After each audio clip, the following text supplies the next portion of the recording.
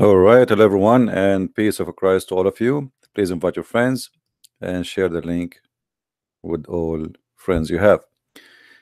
Uh, Always we hear Muslims saying to us, especially the hypocrites ones, like the Nigerian generation of hypocrisy, when they speak to us, anything, anytime you mention something to them embarrassing or will get Islam busted, will say to you, we don't agree with Hadith.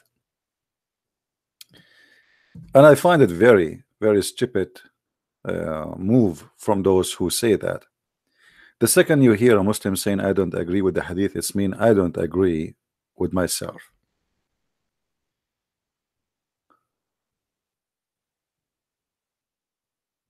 No Muslim in the world have little dignity and say, I reject Hadith. And the one who have little dignity, he will play different game. He will say, I don't accept this Hadith. Another way, any Hadith is embarrassing. They say, we reject it.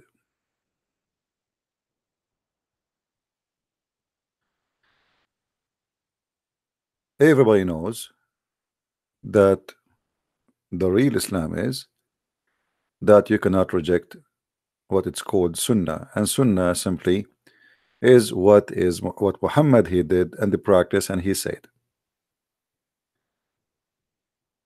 The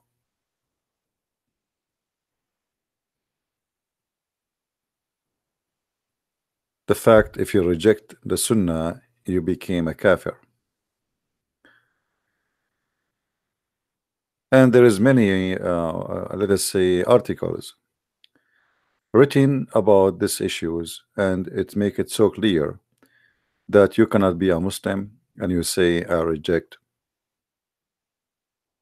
the Sunnah or the Hadith. It's the same you are saying you claim to be Christian, but you reject the Trinity in Christianity.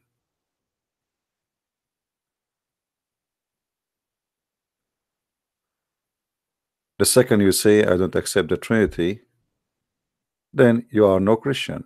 As simple as that. And actually, Hadith in Islam is everything, because for those who do not know, even the Quran itself is nothing but a collection of Hadith. Hadith means a speech. For those who do not know what Hadith mean,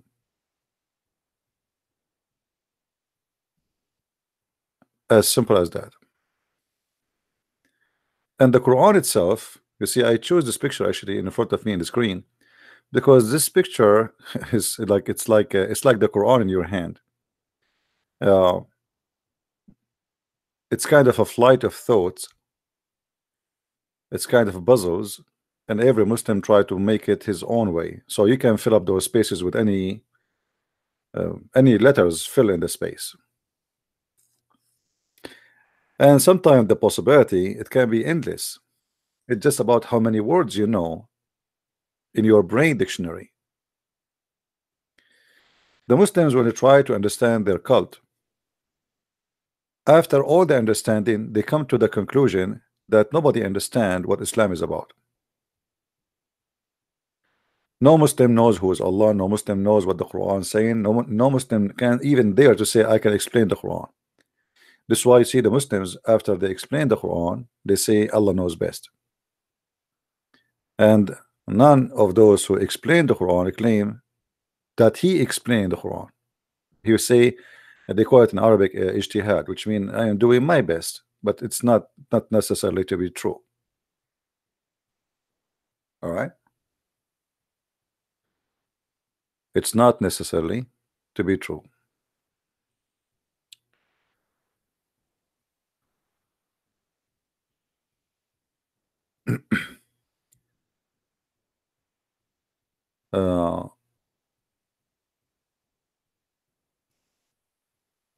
We can find in the Quran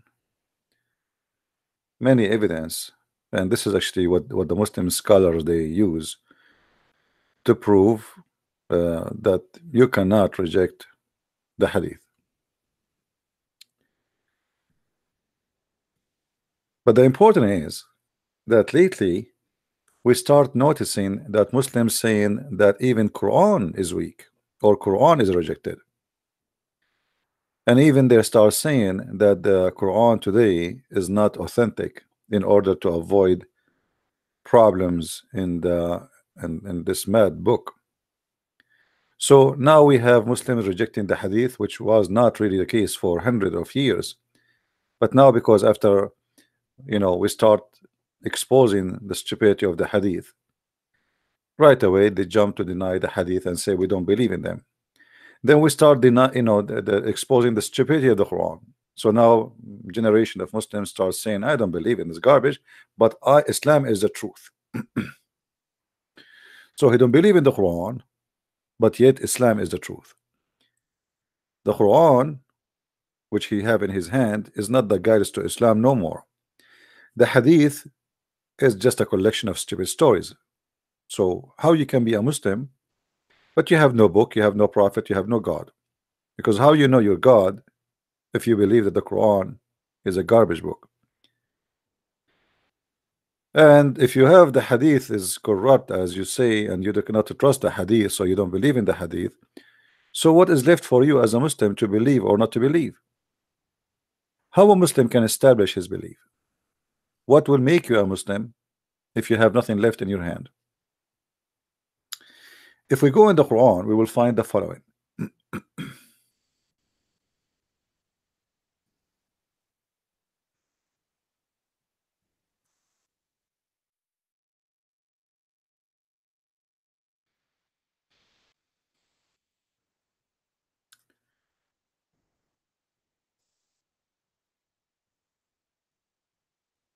In chapter 4, verse number 87, it says that the best one who can tell a hadith is Allah. The best one who can tell a hadith is Allah. Here the Muslim translation, they say, who the word can be truer than Allah. But in Arabic it says, أصدق من الله حديثا. So when Allah he talk, and this is the Quran supposedly, he is saying hadith. And by the way, Muhammad never have a book. This is why you notice that the Muslims, they call the Christians and the Jews people of the book, but they don't call themselves people of the book. Which means even the Quran confirm that Muslims are not to be considered people of the book, for they never have a book. Muhammad died and there was no book. The Quran is a hadith. Allah words is a hadith. Muhammad words is hadith. Muhammad never collect the Quran. Allah he promised to collect the Quran, but he did not. And then the Muslims hundreds of years after, supposedly they start collecting the Quran based on recitation of recitation of recitation of recitation. And until now the Muslims do not have a single manuscript. They found a manuscript 2 years ago. It's just one paper, one piece of leather actually, and it's dated to before Muhammad, which means the leather itself is dated to before Muhammad, and the ink itself is not really the writing is not something really old, because we know that when Muhammad was exist, the Arabic does not have those dots and volves we see right now in the text. Those are something been added later. The Quran confirm at the same time that Allah he lead people astray.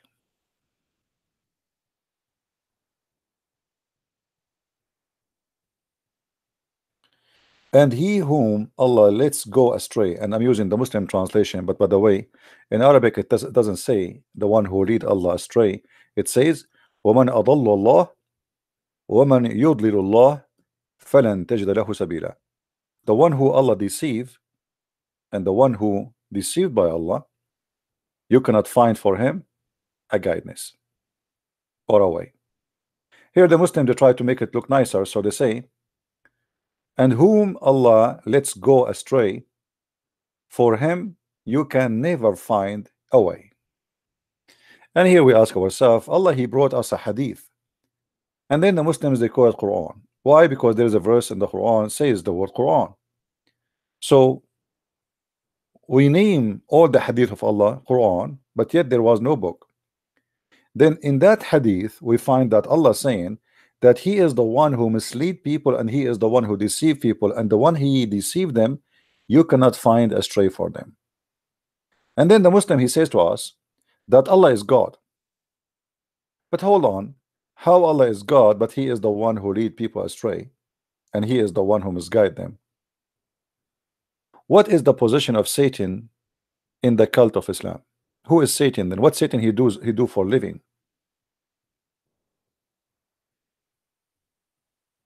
If Allah is the one, do that. Satan does what? So if you read and study carefully the hadith of Allah, which is the Muslims call it Quran, you'll find that this hadith lead us to one conclusion, that Allah cannot be God, he must be the devil.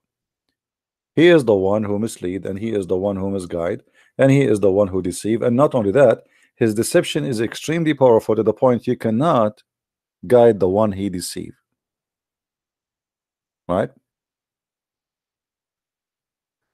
My friend, anyone will say to me, unblock this person and block that person, I will block you too. We block people for a reason. We have no time for kids. Here we speak as scholars. Kids have no place. Any person he start lying live on air, I have no time to talk to him. So don't tell me, like, I notice you, Tim, you post for us saying this guy when I talk to you, this guy, don't do that again. This place is for adult, not for children. This guy, ultimate truth, he is a stupid. He don't even know what he's talking about. He sat in his bed and Assalamu alaikum, brothers and sisters. At least sit down when you talk to people. Respect yourself. You look like you are high in drugs. You do not know what he's talking about, and all of them, they lie. Did you notice the guy from Nigeria who called me yesterday, who he claimed that he speak Arabic? I gave him a chance, first time, second time, third time. He lied once after once after once. Never waste your time with a person have no dignity, because you will never receive a conclusion. So don't ever say to me, unblock a person, otherwise I will block you too, because I will consider you stupid like him. If you want to invite somebody to talk to me, invite someone have dignity, he is smart, and you know, he speak about his religion as it is, not somebody lie and deny with nothing. Like we spent 2 days talking about the Muslims saying to us from Nigeria that the Nasara are not Nasara. The Quran says the Nasara are not Nasara. They say to us, no, the Nasara is coming from the word Nazareth. The Quran says that the Messiah, he said, who is my Nasara? The Muslims, they say, no, this is not from there, this is from, I mean, why do I want to waste my time? And when we show them, when we say, okay, can we go and read the interpretation, they refuse. So the second we go to that point, it's mean we have no point to talk about anything, because the only thing we can prove or disapprove is what the Muslims have in their books. I wasn't in the time of Muhammad, he was not in the time of Muhammad. So if you don't accept the hadith, you don't accept the interpretation, and you want to give me your own interpretations, then get lost. I don't give my own interpretation. I'm not allowed. I did not create a book. It's called Tafsir Ibn Kathir or At-Tabari, or those are your scholars. So in order, this is the problem we have today, that because they are ashamed of what is written in their books, they deny them. So they deny the hadith, they deny the Quran, they deny the meaning of the Quran, they fabricate a new meaning of the Quran. So you will notice the Muslim today, if you say to him, okay, let us explain this verse, let this verse in front of us, which one you want? He say Ibn Kathir. We'll go to Ibn Kathir, we'll read it, he don't like it, he say no, I don't want Ibn Kathir, let us go to At-Tabari. We go to At-Tabari. He don't like At-Tabari. It's a disaster. So we switch a different one. So they are a bunch of hypocrites. You see, the Muslims who used to be proud about the religion, they are not exist no more. The only Muslims who they are exist today is ISIS, Al-Qaeda, Boko Haram. You say to them, this is what it says. They say to you, yes, this is what it says. They are more decent from all the Muslims in the world.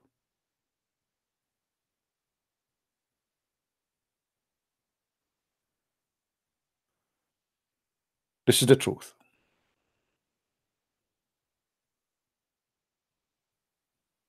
The only one who can tell you the truth is a Muslim terrorist.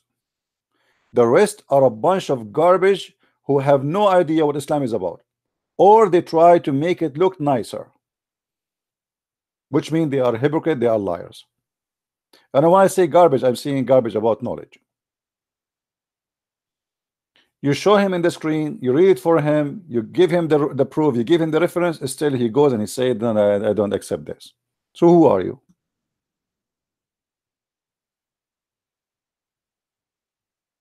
Don't waste your time with somebody when I give you his own opinion. Islam is not an opinion of a person. This is a belief system. Same as a Christianity. Christianity is not an opinion of a person. It's not up to me to tell you what Christianity is about.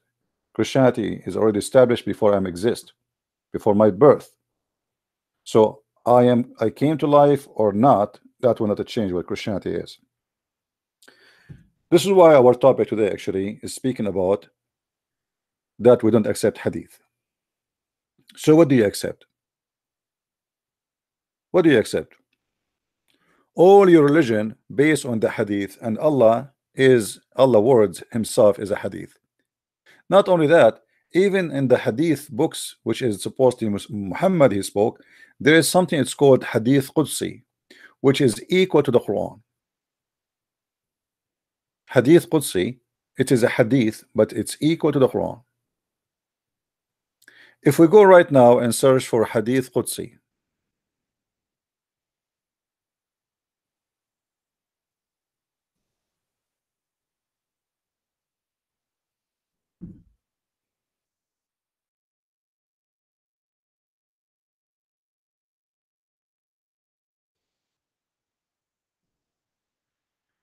anything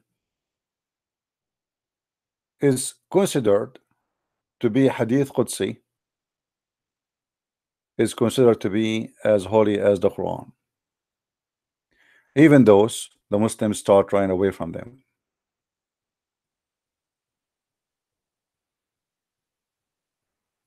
Let us see if we can find a list of hadith Qudsi. But anyway, it's not really important now. But anyway, when a Muslim he speak about his book, his religion, you will find that he will do everything in his hand to deny what we show, because it is nothing but stupid and shameful.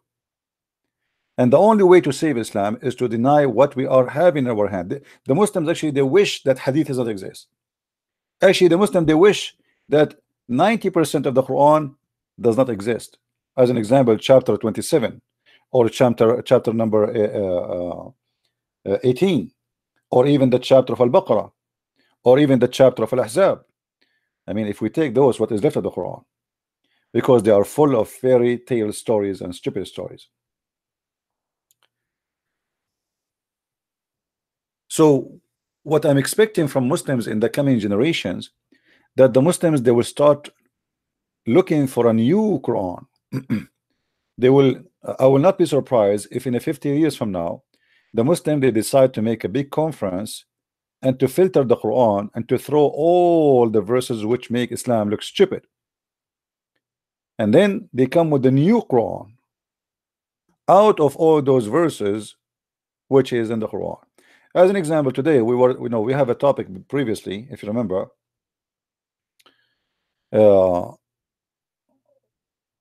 about the shayateen. They die for Sulaiman.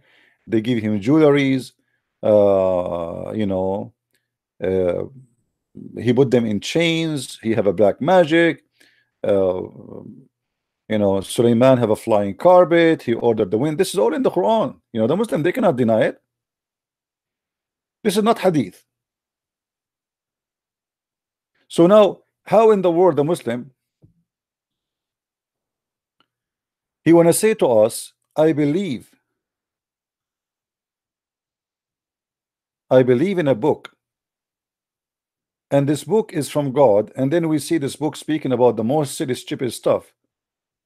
The ants speaking to the ants, flying carpet, the bird who is in charge of water, and women who have no hair in their legs. The prophet who checked his birds and he found the bird is missing, and he said, if he did not give me an excuse, I'm going to take his feather one by one or slaughter him. I mean, this is Quran, this is not hadith.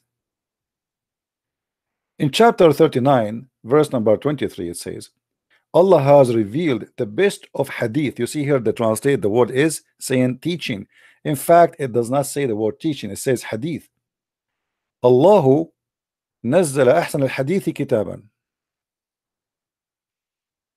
It is Allah who sent down the best of the hadith. So the Quran is a hadith, speech. In the same time, you will find that the Quran saying that the Quran have a lot of stupid things which is confusing, to the point the Quran saying that this is a book is going to guide and misguide. Read carefully with me. And by the way, here I'm saying misguide as Muslims to translate, but the fact it doesn't say that. Again, it says deceive, you know. Read with me carefully. Allah has revealed the best of hadith as self-consistent book. This is the translation of the Muslims, which repeat in contents in manifold forms where eight shiver and the skins. Oh man, this is like how nice. I mean, make your skin shivers of those that hold their Lord in awe, and then their skin and their hearts soften for Allah remembrance. That is Allah guidance wherewith he guide who is ever he pleases, and whom Allah does not guide, right path none to guide him. I mean, here you will see that the writer of the Quran is a person, and the translation, by the way, let me change the translation. This is a very funny translation. I think this guy, he uses software or something.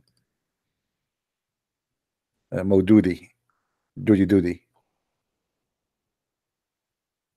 I cannot find one translation. You know, I should make a translation for the Quran. Okay, let's see this guy. So look what he says here. Such is the guidance of Allah. He guides therewith whom he please, and such as Allah leaves to astray can have none to guide. Again, the Muslim, they keep using the word astray, but the word here is yudlil. If I copy the word yudlil in front of your eyes, and I open a Muslim dictionary website,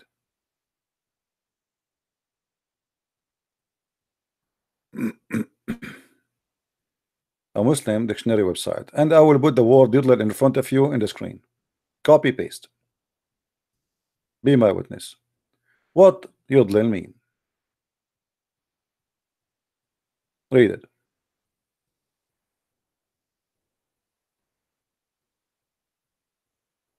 Lead astray, misdirect, misguide, mislead, pervert, bequel, cheat, deceive, lequel, cheat, deceive, delude, fool, mislead, and trick. Now, based on the sentence, the word always dallala, like I can say dalla tariqahu. By this, when I say dalla tariqahu, which means it's something I did by mistake, That's mean I miss, let us say, I took the wrong road. I took the wrong. But if you do it to somebody else, that will make you a deceiver. You know what I mean? So it's, if something happened to you done by yourself, that's mean you, let us say, misdirect yourself. As you see here, the word is coming, misdirect, because you don't want to hurt yourself. It's not your intention to hurt yourself, but you did a mistake and you took, let's say, a wrong direction. But when somebody does it for you, it is always deceive. If we go down here in the dictionary, it says Yudlil, Quran words, lead, let go astray, has been led astray, misguide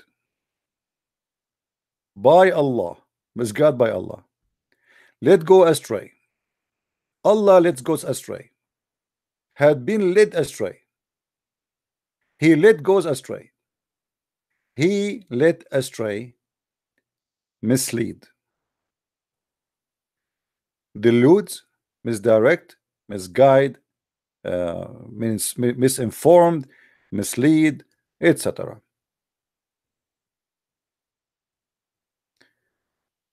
Other words in the Quran where the word coming from, like it says, let us say, from the same word yadul, those are Quran word too. Yudillu, yudillu, yudillu, as you see, yudillahu, they will mislead, they will mislead, he let go astray, will misguide him, he let him go astray, mislead them, he could lead you astray, mislead them, they could lead you astray, to serve from the right way. So always it's coming as misguidedness or deception.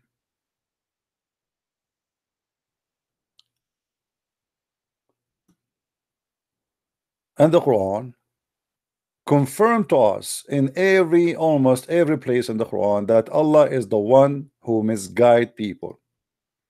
He is the one who always misguide.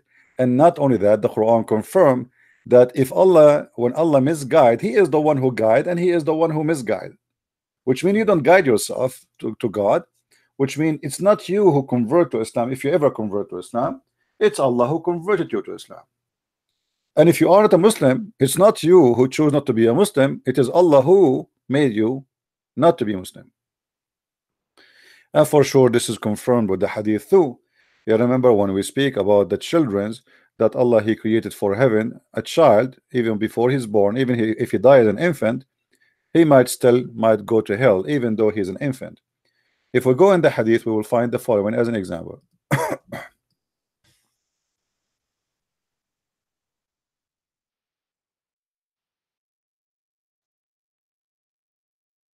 You remember this Hadith we mentioned before, which is Sahih. The Muslim cannot deny it and say, oh, this is weak. They played the game of fake and true and etc.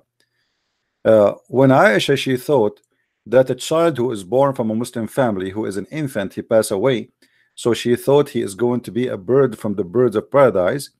Then and she said he will be a bird from paradise. Muhammad, he said to her, oh, don't say that, it might be the otherwise, because Allah, he created the hell and he created the door of the for the paradise.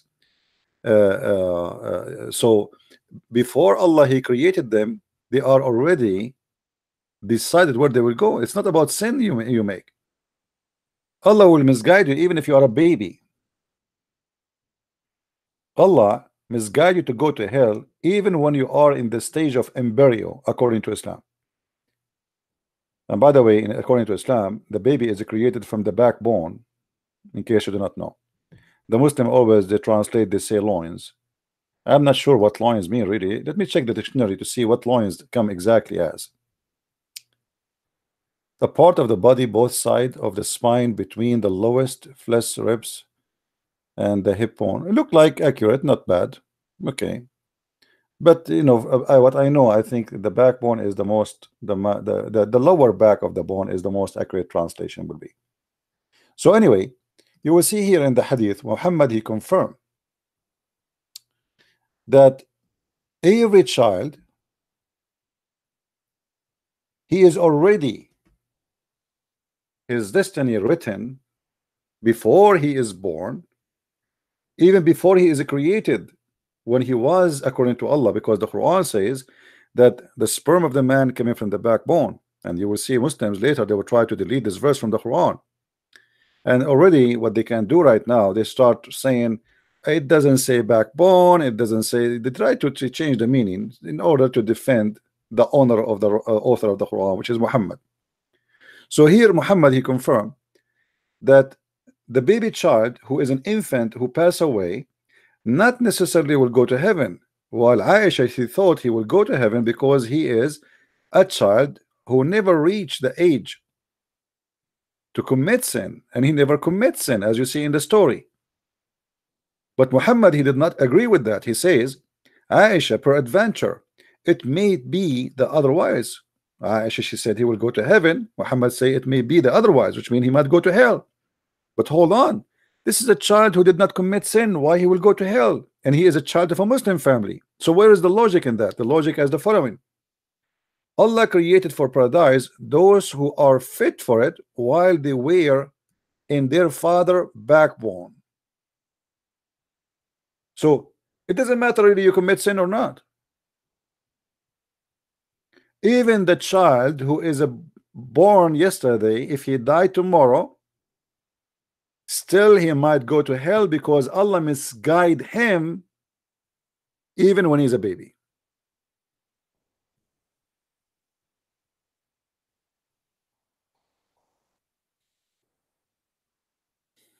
Do you see, guys, what I'm talking about? And actually, this statement alone is enough to prove to us that Islam is the most stupid religion ever. Because if it's written for me when I am a baby what I will be, if it's written to me before actually I'm created, so what the point of reward or punishment? I will be rewarded if I'm lucky, I will be punished or if I'm unlucky, because this is based on luck. You see this child here, the child we are talking about in this funeral, we do not know if he will go to hell or heaven based on Muhammad, because based on his luck, he might be lucky and go to heaven, and he might be unlucky and go to hell. So committing sin, not committing sin is not the point. And that means everything in Islam is stupid. And this is a total contradiction. But Muhammad always he come with a story which is very stupid. If you remember when Muhammad he said,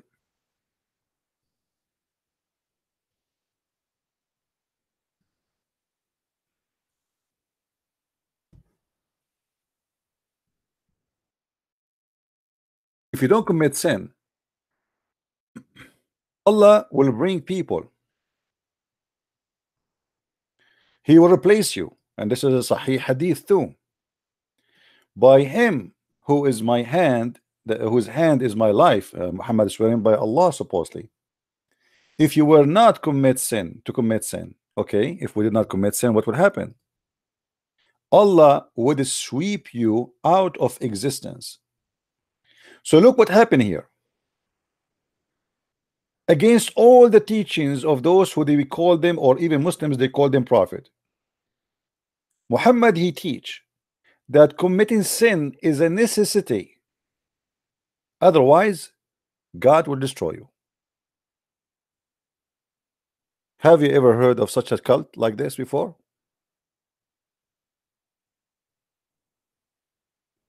Have you ever heard of a madness like this? If you don't commit sin, God will destroy you. Not if you commit sin.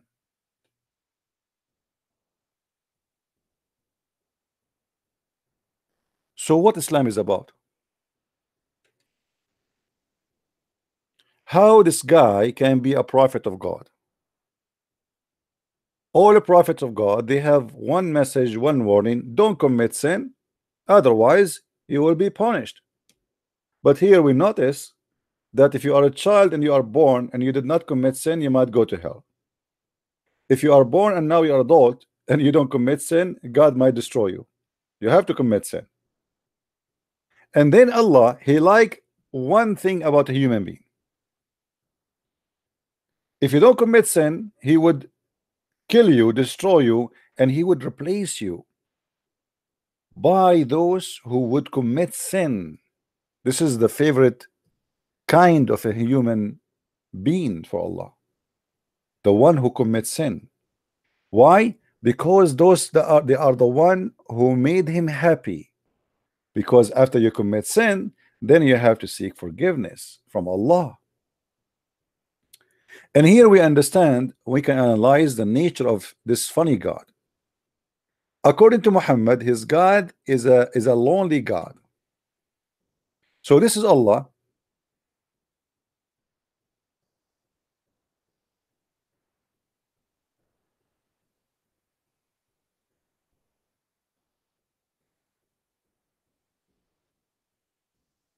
Let us do some drawing here.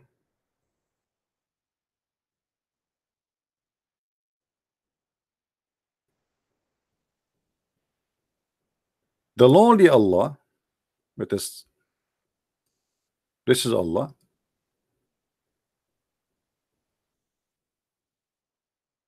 Is lonely. And we will make it a caveat.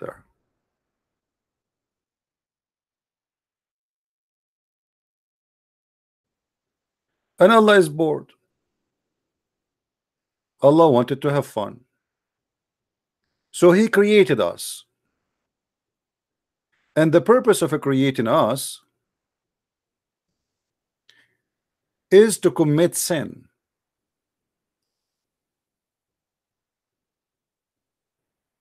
We are made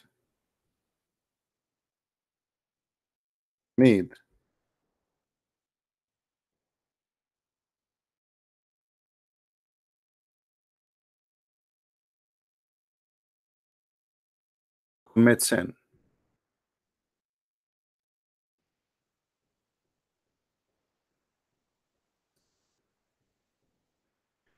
And if we do not commit sin, Allah will be angry from us and he will destroy us.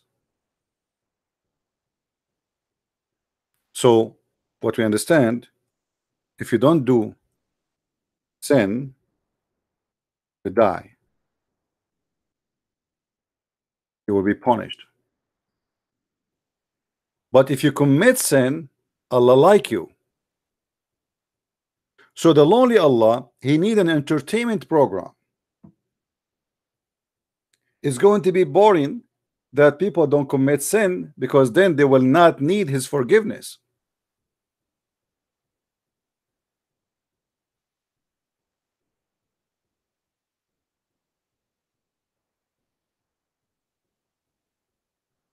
This is the whole point. Allah wanted to have fun. He wanted to create a show program. So we as a human, we have a duty to do, a performer to do.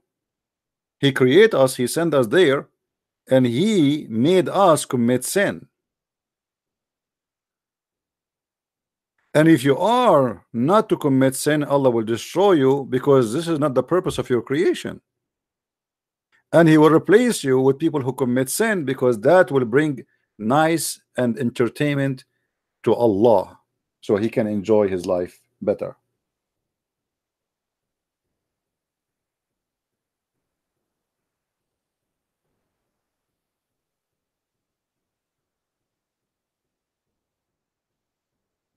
What do you think, Muslims?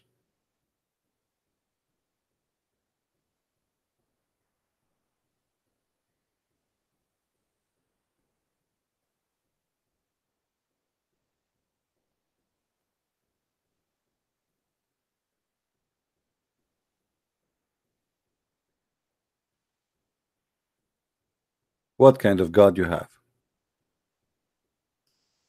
And your God, his justice is amazing, to the point even a child who is not born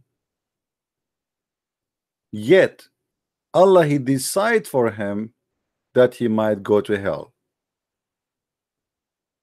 Don't you notice that this is extreme stupid, and it is extreme injustice? Why a child who did not commit sin, he will go to hell?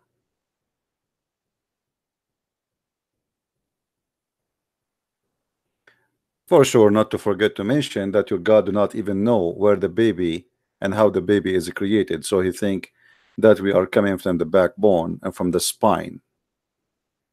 By the way, if science discover that the baby is coming from the spine, you will find Muslims making a million video about Muhammad saying so. Muhammad was just copying the Arab. The Arab before Muhammad, they believed that uh, the baby, or let's say the sperm of the man, is coming from his backbone. Why? When somebody he exaggerate with having sex, he will have a pain in the lower back, so he feel like he is exhausted in that area. So they thought that this is because this is where the sperm is coming from. So Muhammad, he copied that, and he believed in it, and he made it as part of his religion as usual. Everything in the Quran is a copy paste of somebody else. The same as the honey, the same as the camel urine, the same as the seven sleepers, the same as Suleiman and the ant, which is the legion of the Jews, the same as the punishment of the grave. I mean, everything Muhammad he have is nothing of his. This is something he copied, he stole from somebody else. He like it, he adopted, he put it in his book, and he make it coming from his God, which he called him Allah.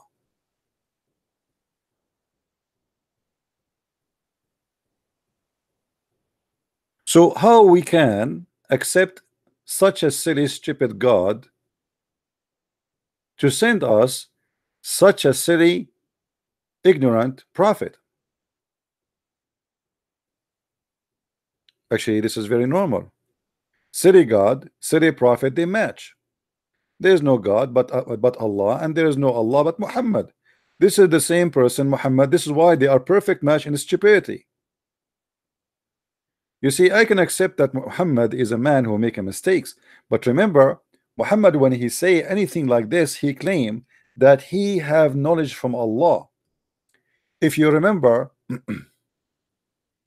when a bunch of people they came to Muhammad and they asked him, there's a three questions nobody nobody knows but a prophet of God.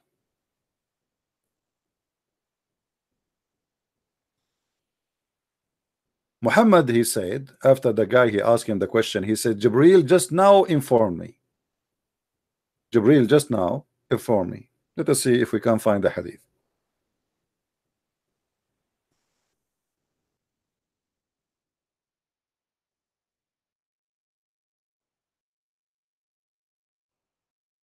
So any question, even in normal conversation, Muhammad, he got the answer from Allah.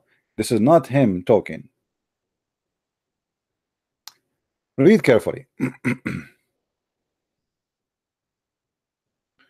A man, he came to him and he asked him, and he said to him, I will ask you three questions nobody knows except a prophet of God. I mean, look here at the drama.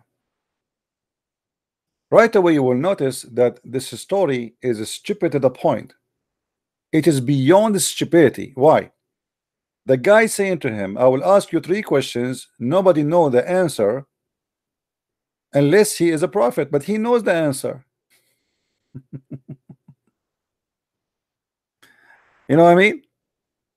Guys, are we listening? How in the world you say no one knows the answer for them and you know the answer? No one knows the answer except a prophet of God. Not only nobody knows the answer, only prophet of God know the answer. But yet the guy who asked the question, he knew the answers because he agreed that this is the correct answer. That's mean he's a prophet of God too. And that's mean Muhammad's story is a fabrication, because Muhammad, he claimed that he is the last prophet and he is the only prophet in his time. The same story confirmed that there's two prophets. One is the one is asking the question, and the one is answering the question. For those questions, nobody knows their answer save a prophet of God. But yet this guy, he knew the answer, which means he's a prophet. And then after Muhammad been asked the question, Muhammad right away, supposedly, and by the way, the story here is not really accurate. Supposedly, it took Muhammad some time before he answered, maybe a week or two. However, and the story in front of us doesn't say there's time. It reports the story as if it happened all together. So if we assume it happened all together, no problem. After he asked him the question, Muhammad, he said, just now, Jibril has informed me about that. So the answer is coming from who? It's from Allah. And there's no way the answer can be strong or it's just stupid. If you read the answer, you will see how stupid the answer is. And this is why the Muslims now, they try to wash their hands from those stories, because those stories prove clearly that their prophet is big fat scam. The man asked him,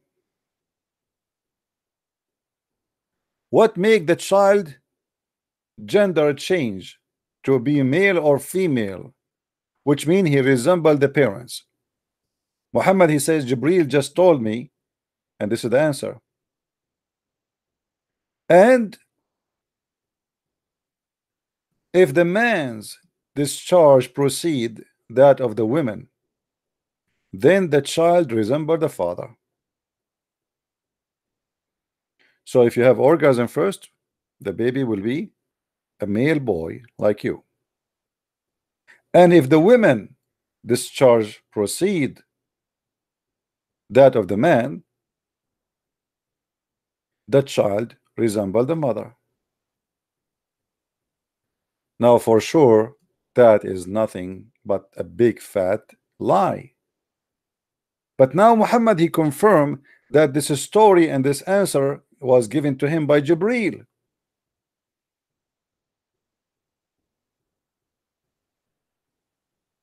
And Jibril is the authorized delivery boy of Allah. He's the angel of Allah.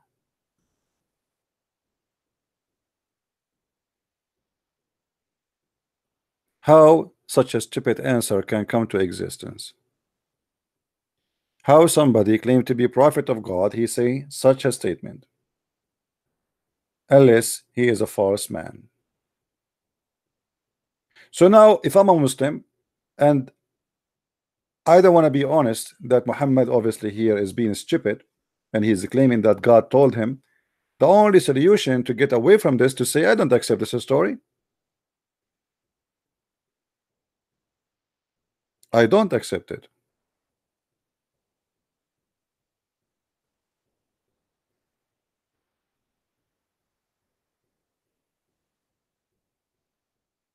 This is the solution.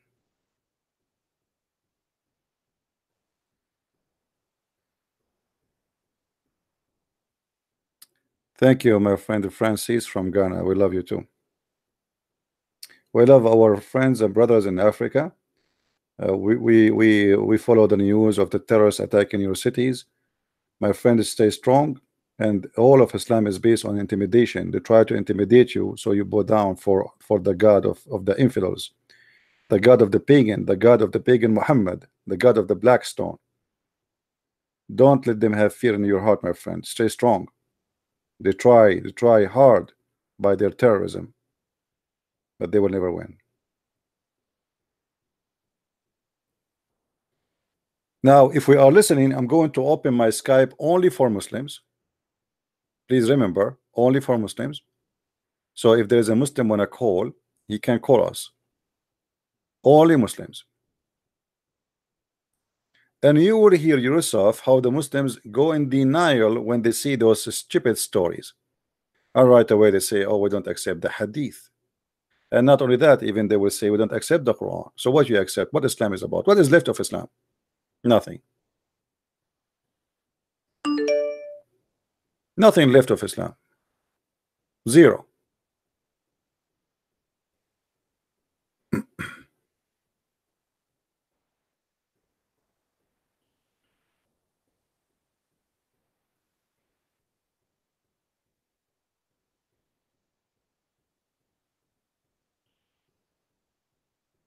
Let us see if we have any Muslims here.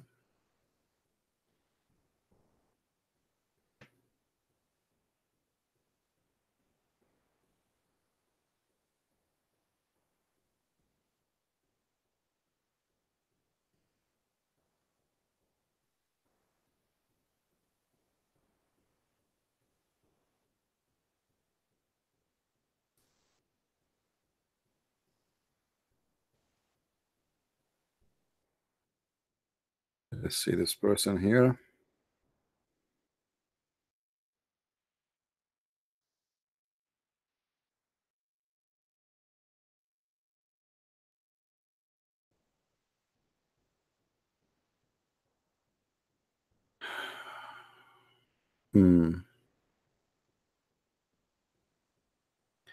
A Muslim saying to me, stop spreading lies. I like this guy. Let us see this guy.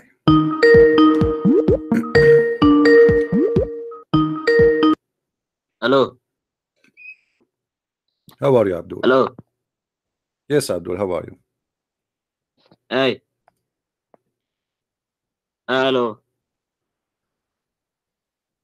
Do you hear me? Yes. All right. You are saying to me in text, stop spreading lies. Why? Yes, because you are spreading lies. What do you mean? Aren't you the one who called me in the morning and you said to me you believe in the flying carpet? Yes. So is the flying carpet is a lie or true? It's true. So it's true lie or true what? True story. So now if I say to you I have a flying carpet, I will not be a liar. Yes, you will be. I will be a liar. So if your prophet speak about flying carpet, you believe it, but if I speak about it, you don't believe it. Yes, because you are a liar. So what make you believe that there's a flying carpet according to your prophet and make him not a liar to you? How you can prove that he have a flying carpet? Because the Quran cannot be man-made. Impossible. This is okay. What about the flying carpet? Was it man-made or made in Germany or in China? Where the flying carpet is made? If I show you proof that the Quran is not made, cannot be made by a man, then it's true. This is not a question. I'm asking you. The flying carpet which we spoke about, which Allah he gave to Sulaiman, it's made where? It's not made. It's not made. So what do you mean? It's given by the angels. Okay, but who made the flying carpet? What do you mean, Allah? Okay, so Allah he made the flying carpet. Yes. Well, is it you Muslim? You say if Allah wants something to happen, he say be is going to be. Yes. Okay, why he need to make a flying carpet? He can say to Sulaiman, fly, and he will fly in his kingdom. Because he needed that for his troops also. So he put all his army and whole camels and donkeys in the flying carpet, and they fly the whole kingdom, right? Yes. Is it possible to have like 2 million men and women and camels and donkeys flying on top of flying carpet? Don't you think this is too much exaggeration? It's not a million, so It's not. no. No, in the tafsir it says 600,000 shares. Yeah, it's not a million. That's Okay, 600,000 shares. Isn't it too much, you think? Yes. Okay, so how a flying carpet is carrying 600,000 shares? Because it's just a tafsir. The carpet is big, but it's not that big. So you are saying that tafsir is lying? Yes. No, they have drawn. They have a drone now? Yes. What the drone have to do with the flying carpet of your prophet? What? Why you are talking about the drone? We are talking about the flying carpet now. Yes. Okay. I know. So you said yourself, he said he put his army in the flying carpet, right? Yes. How many soldiers Suleiman he have? A lot. Like how many? I don't know. Give me a number. I don't know. Like a few what? thousand. Few thousand. How many you think? 10,000, 20 million, what? I don't know. Maybe like 5,000. So 5,000, we can assume 5,000 they were flying in the flying carpet. 5,000 Yes. soldier with 5,000 horses. Yes. Okay. So if every horse every 2 horses need 2 meter by 2 meter, and we have 5,000 horses. Let us calculate. 2 meter by 2, 2 by 2, this is 4. X5, this is 20,000 meters flying carpet just for the horses. What do you think?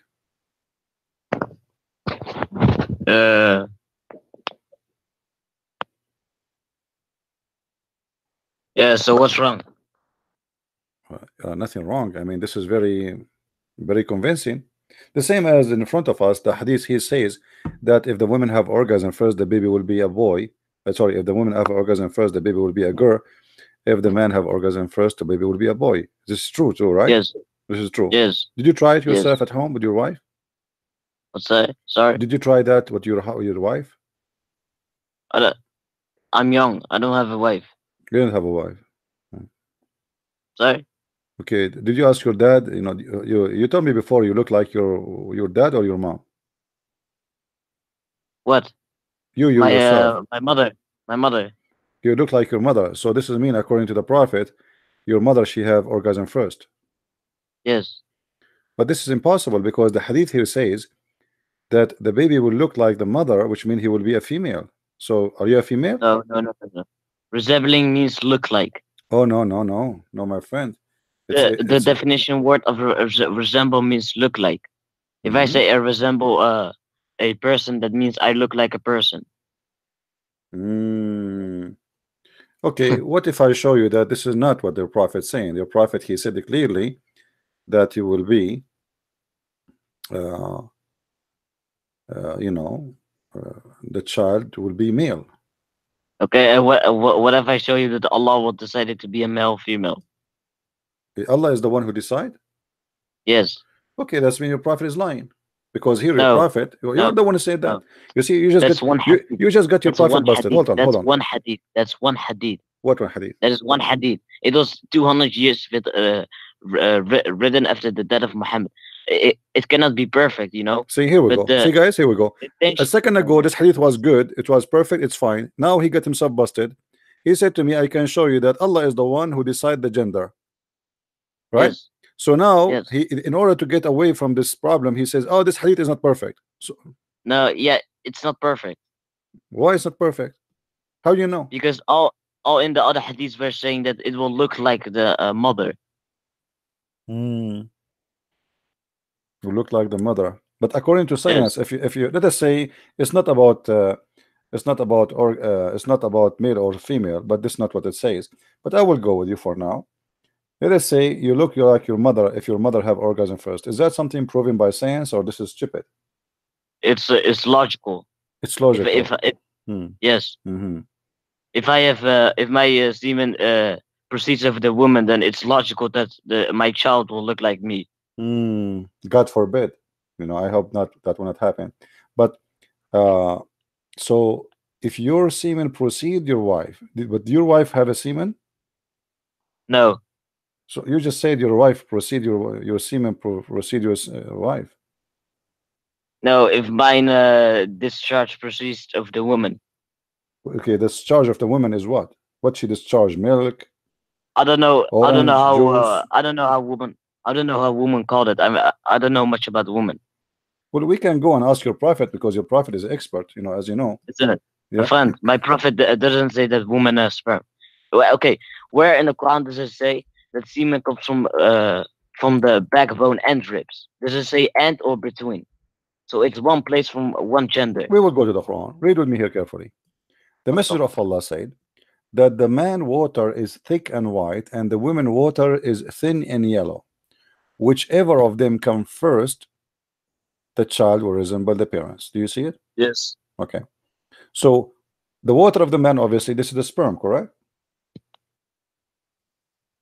What is It's that? what the discharge. Yes. Yeah. It's a sperm. So when he says he called the man sperm water, he called the woman liquid. He called it water too.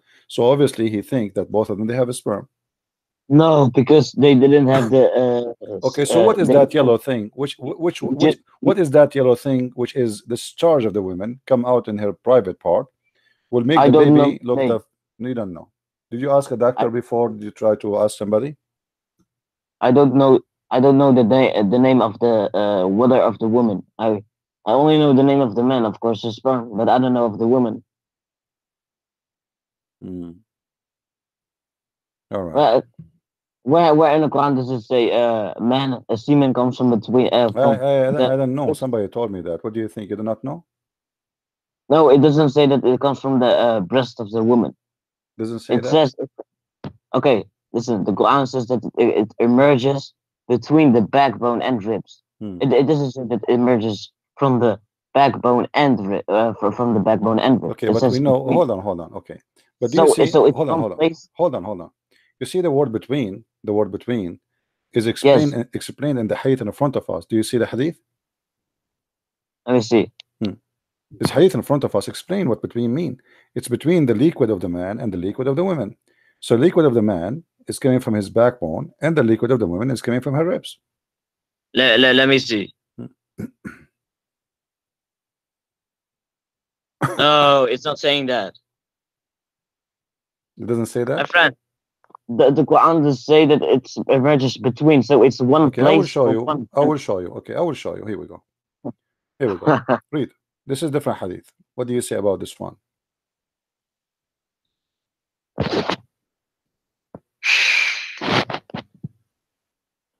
Salim, she came to Muhammad and she said to him, Allah, what about a woman she sees in her dream something like which men they see? This woman, she was masturbating.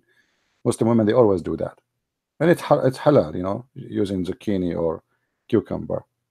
If she sees that has, Muhammad, he said, if she sees that and has discharge, then let her perform a bath.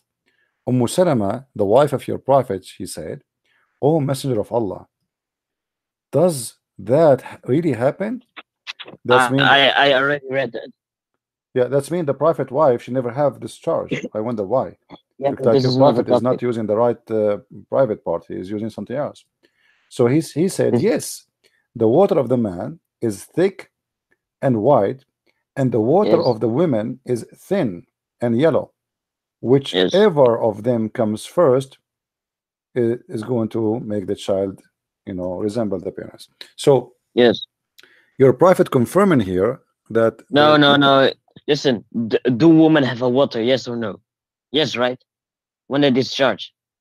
uh, well, Yes. maybe the piss. No. What is that?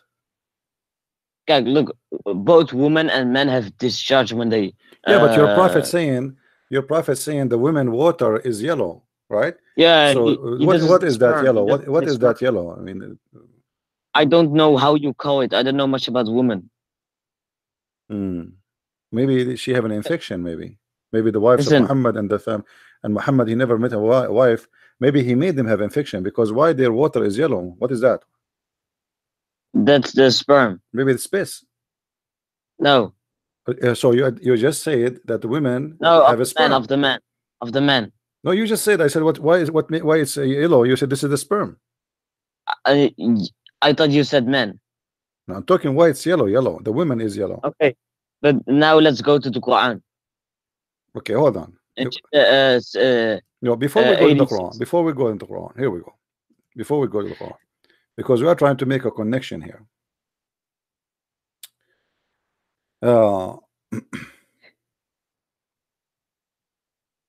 if you read here,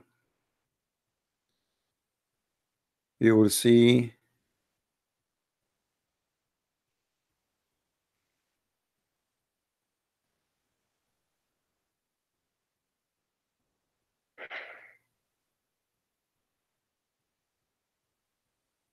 Let us see. Hadith.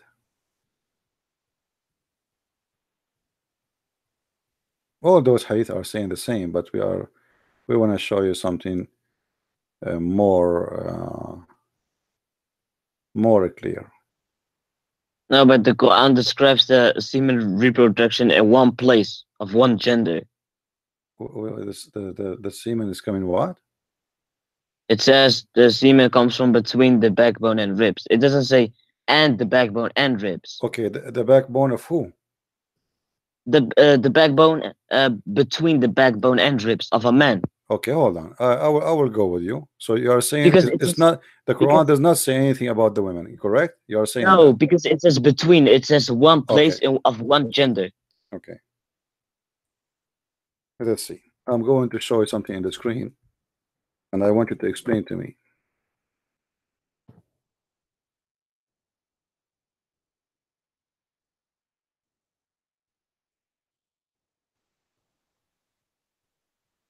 So if we go,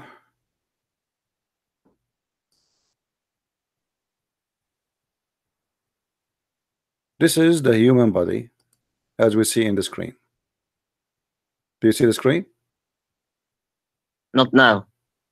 Okay, actually, let us see if we can find something. Yes, I see it. Showing the back. Okay. Yes. This one showing the back, which is better. So this is the human body. Okay. Yes. So according to your prophet, according to you, the semen is coming from the backbone here. Let us make it in a blue.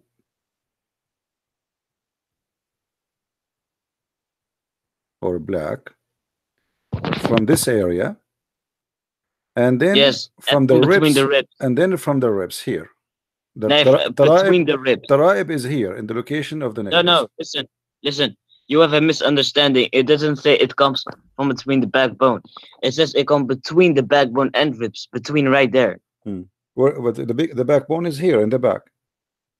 Yes, but it says between, so it's not actually at the backbone.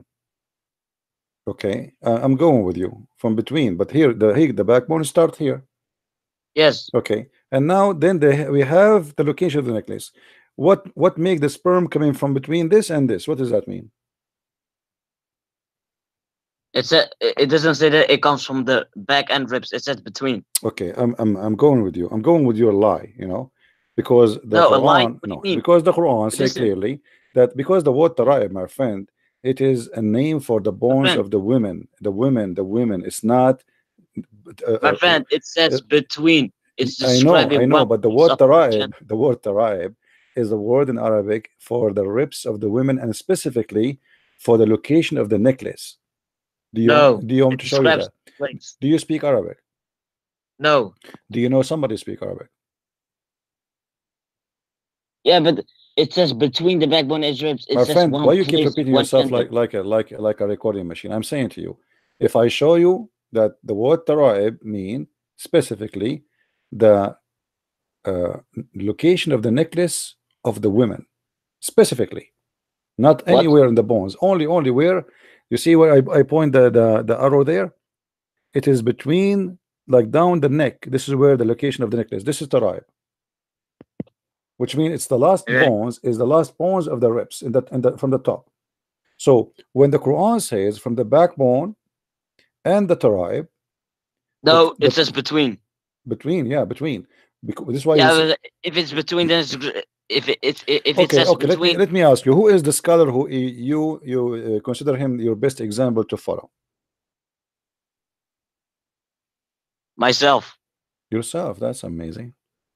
I heard of you before. What's your name? What? I believe you. You must be a scholar. You know, I'm learning from you. So what's your name, my friend? You must be. Are you Ibn Kathir? Yes. You are Ibn Kathir. Okay, let us go and see what Ibn Kathir said. As long as you are Ibn Kathir. No, don't tell me. No, you are the one who said you are Ibn Kathir. Everybody heard you.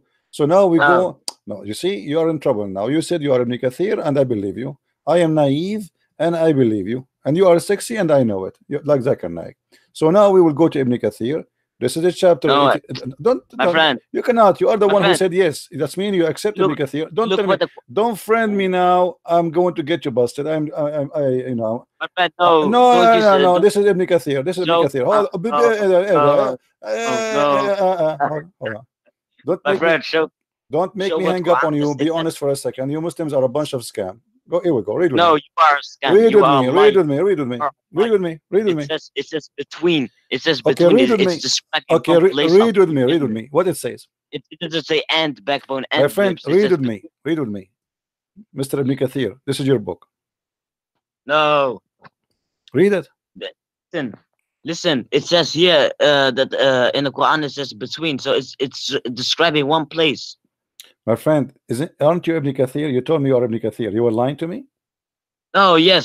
Okay. Oh no, yes. What does that mean? Read carefully, my friend. It says, he created from the water gushing forth, meaning the sexual fluid that comes bursting forth from the man and the woman. Thus the child produced from both of them by permission of Allah. Due to his says, يخرج من بين الصلب والترائب, proceeding from between the backbone and the ribs, meaning the backbone or the loins of the man and the ribs of the women, which is referring to her chest.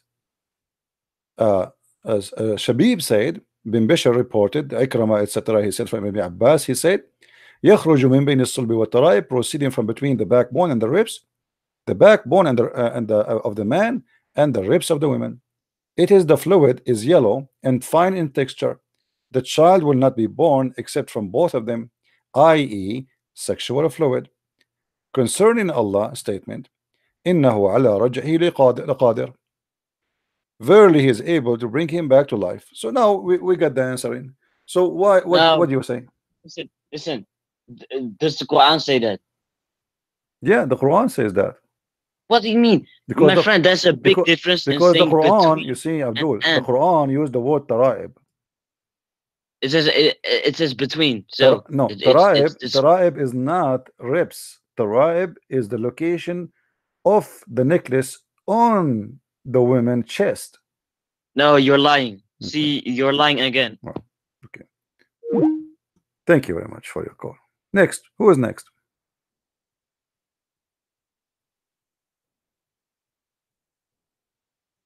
You see, we are lying. I'm showing you your books. How I'm lying. In order to be lying, Ibn Kathir have to be lying to.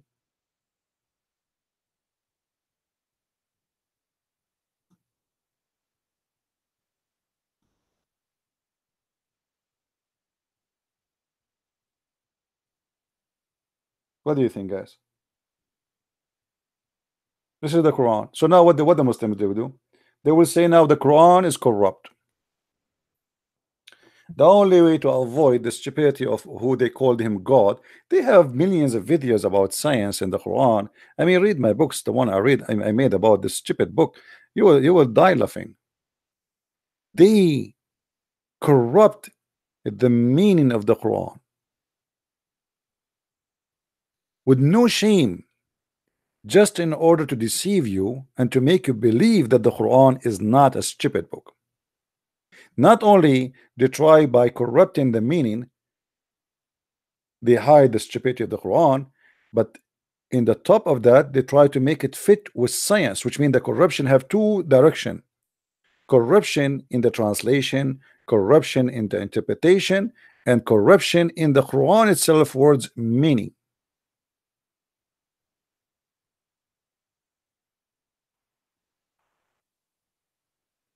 And now another Muslim will call me and I will say, I don't accept this interpretation, show me different one. We show him different one. Oh, it is horrible too. So which one? So now there is a, like actually one of you, he sent me a text message in Skype, said to me, there's a guy, he said he accept the interpretation of An-Nabulsi, but An-Nabulsi is not a scholar in Islam. This guy is an Arabic teacher. He have a degree in Arabic. He's an idiot. But you know, this is the time where you can make a lot of money by defending Islam and try to show something amazing in this book, which is not there. Because those people, Muslims, they are waiting for somebody to save this cult. Islam is a drowning. So when somebody he came and he started trying to show them that there's scientific miracles, etc., and because already you believe in it anyway, so you will accept whatever he say. But not us. I mean, it's stupid. Don't you see it? Can't you see it?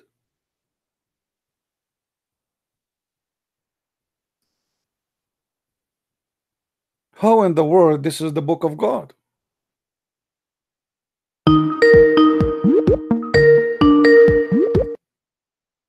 Why you are calling me Abdul? Hello. Why you are calling me again? Yes, I want to talk about embryology in the Quran.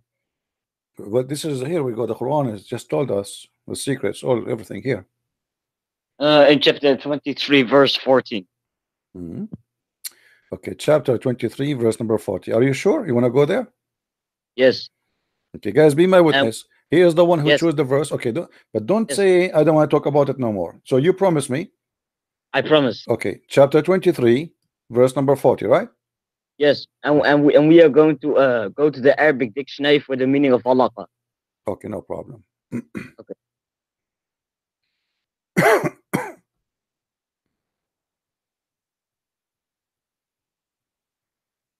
23, right? Yes. Oh, Ibn Kathir, he don't have it, you know, in the Arabic translation. No. Not no, Ibn Kathir, not Ibn Kathir. Why are you scared? What happened? What happened? No, let's go to Quran. Okay, you said you want me to go to the Arabic dictionary to see what the word nutfa mean, correct? No, alaqa. Alaqa. Okay, let's see. Yes. We go to our dictionary. Okay. I'll send you the link. Okay, no, you send me a link. This is an article. We don't accept articles. We accept dictionary. Oh, right? yeah. I'm gonna show it to you. Okay, no problem. I will go here. None of the interpretations say it's a clot of blood. All of them say it's halaqa. People translated it into a blood in the 20th century, but Ibn Kathir and all the others never said it's a clot, actual blood. Okay, all right. I want you to look with me, okay. and you tell me what's happening. Let me see my YouTube.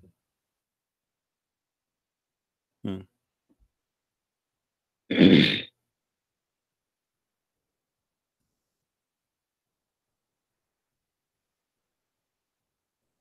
you see it? Yes. Okay. So which one is the one you want? You keep saying it's a clot of blood. Does it say here? Okay, here we go. Blood the clot. It can mean that, yes. So it can mean that. Which one? Which one you want me to accept now? Which one you want? Okay. Which one you like? Which one? No, I will go with you, my friend. I will go with you. I will make you happy. Huh? I'm gonna answer. Imagine before the discovery of embryology, that I would say that the embryo is actually becoming a leech. So you are saying this is a leech, correct?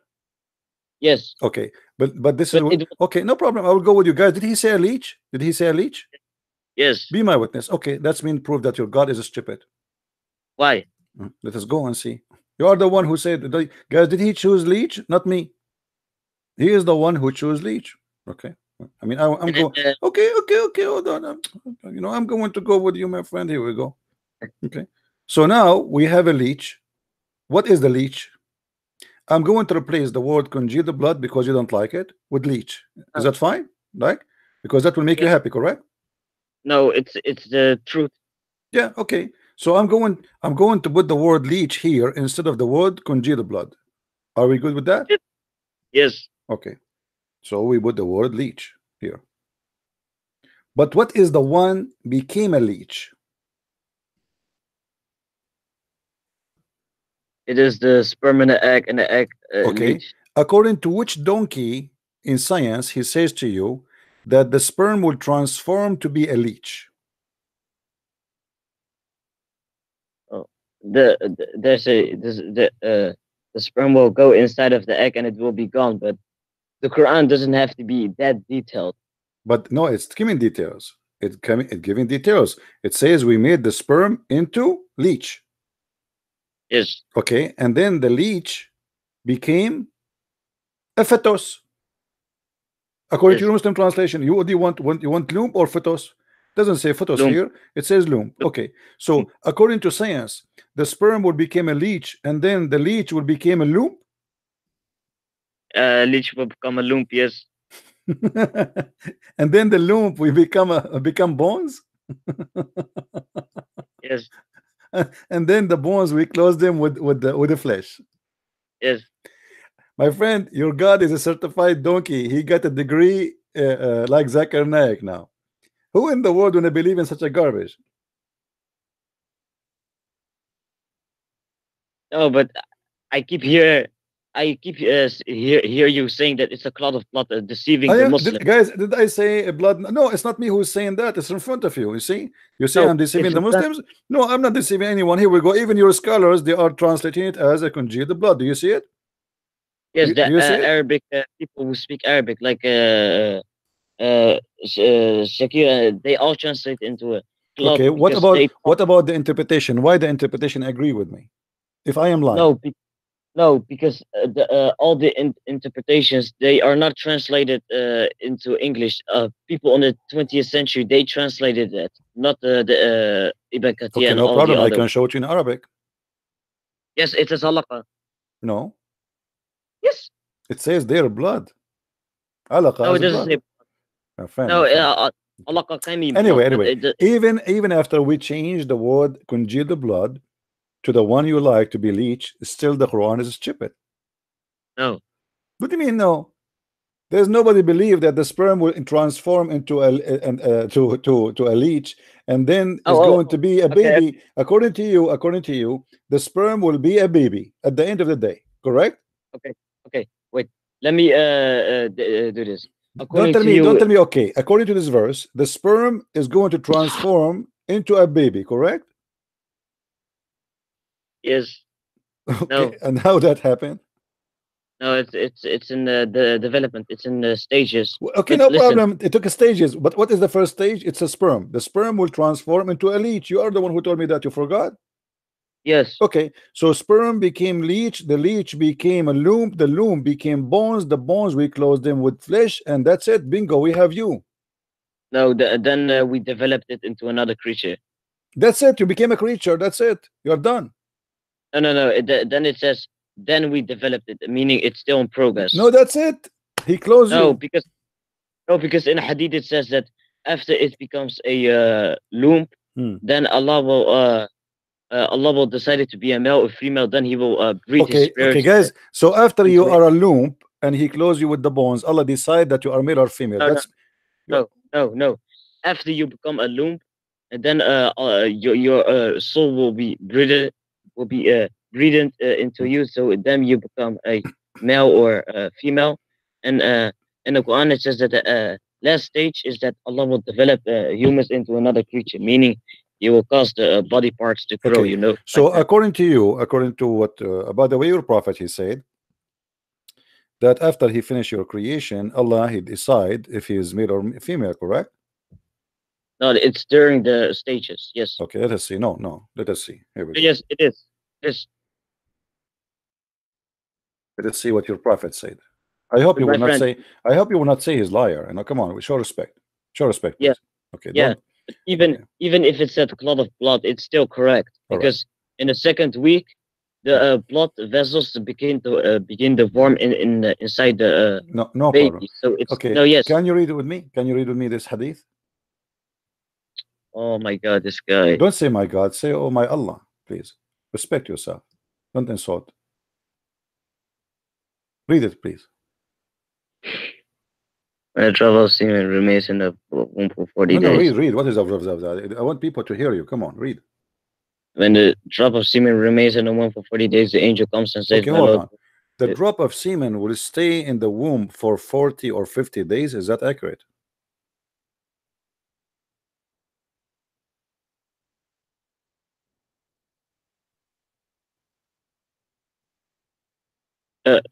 Well, in the also hadith it says that.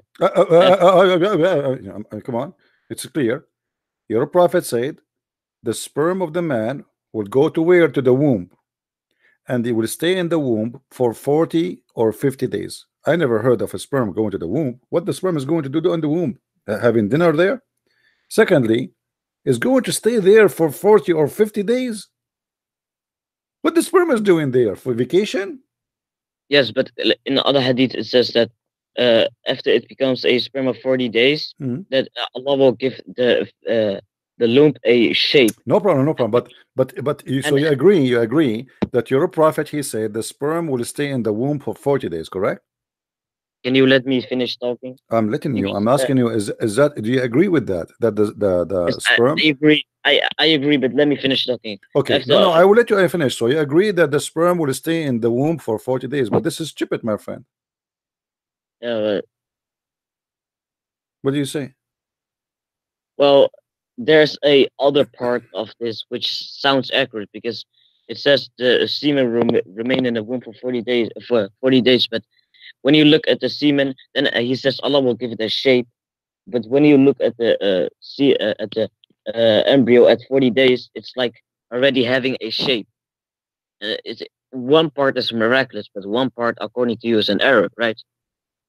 My friend, I'm not saying I'm not a doctor. I'm learning from you. You are Ibn Kathir.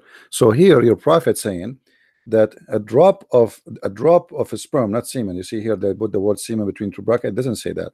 So you are made from a drop, which is a drop of a sperm, which is wrong too. And then that drop will stay inside the womb for 40 days. I want you to go right now and search on Google and tell me how long the sperm can live inside the woman. I don't care if it stays for 72 hours. So why your God is wrong here? My God? It's my prophet. Well, your God, Muhammad, come on. Because here, your prophet, he got this information from who? From his God, correct? Yeah, from Jibreel. Okay, so so we have to say this is your God talking. It's not Muhammad. He just delivering what he learned from your prophet is not a doctor, correct? So he get this information from who? From Allah. That's it. Yeah, but so this is godly information. This is why it's very true. So now we have your God, who is amazing God, full of science, saying that the sperm of the man go inside the woman to the womb. Look like this is the bedroom, and he stay there for 50 days. What the sperm is doing there for 50 days? It's 40. It says no, 40 or 50. Read it. Yeah, but in all the other hadith it says 40. No, I think you see what. Let me tell you what happened. I think your prophet here is not sure because the men are different. Some men they have they like to stay longer. Some men their sperms like to stay less. I mean moody.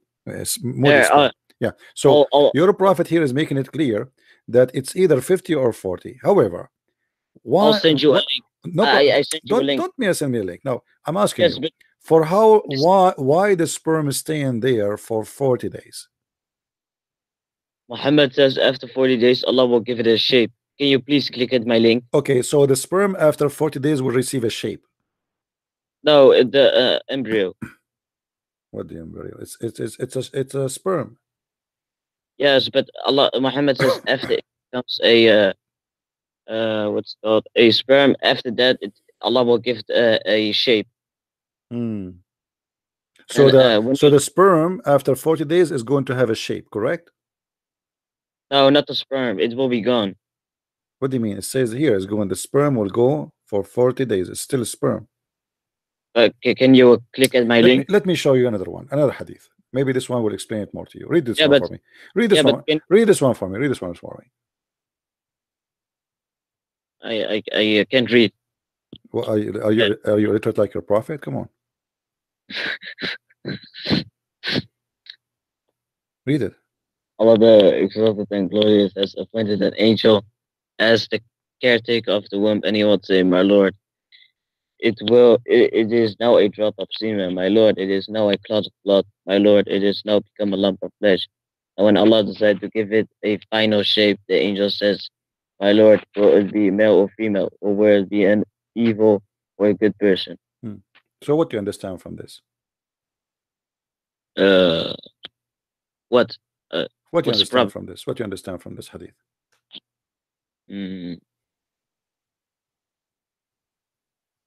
I'm not following you. What is your point in this? Well, I don't know. You see, you keep saying to me, I'm lying to people. I say it's a blood. Look what it says here. The But angel, he go inside the womb of the women. yes, Okay. Are you saying to me that an angel will go inside a vagina? an angel was my caretaker. No, it doesn't say that. What is so what it says? He's It in says charge of what? He's in charge of the womb. yes, Okay, so he is in the door of the womb. yes. So he's inside the No, woman. yeah, I don't know. It says the caretaker. I don't know. Okay, so he is the doorkeeper for the womb. No problem. He's an angel. Now, this angel, he asks Allah permission. He says, okay, now it's a drop of semen. My Yes, Lord, now it's a clot of a blood. My Lord, yes, now it became a loom of a flesh. yes. And when Allah decide to give the final shape, the angel say, my Lord, would it be male or female? What do you say about that? What's the problem here? The problem here, the last process is male or female. No, According to science, is it true no. that the last process is male or female? If in the Quran it says that this is actually talking about the embryo, but in the Quran it says that after it becomes Allah will decide it to be a male or female, He will cause the bones to grow and clothe it with flesh. My friend, do you see it in front of you? It's the last process, he says, male or female. Last process, do you see it? Yeah, it's talking about the embryo, but in the Quran after My this, friend, first of all, the Quran never mentioned the word embryo anyway, but this is not the story now. Do you see the word embryo there? yes, but can you let me finish I will talking? make you happy. Let us say in there's a word embryo. What is the last, the final shape?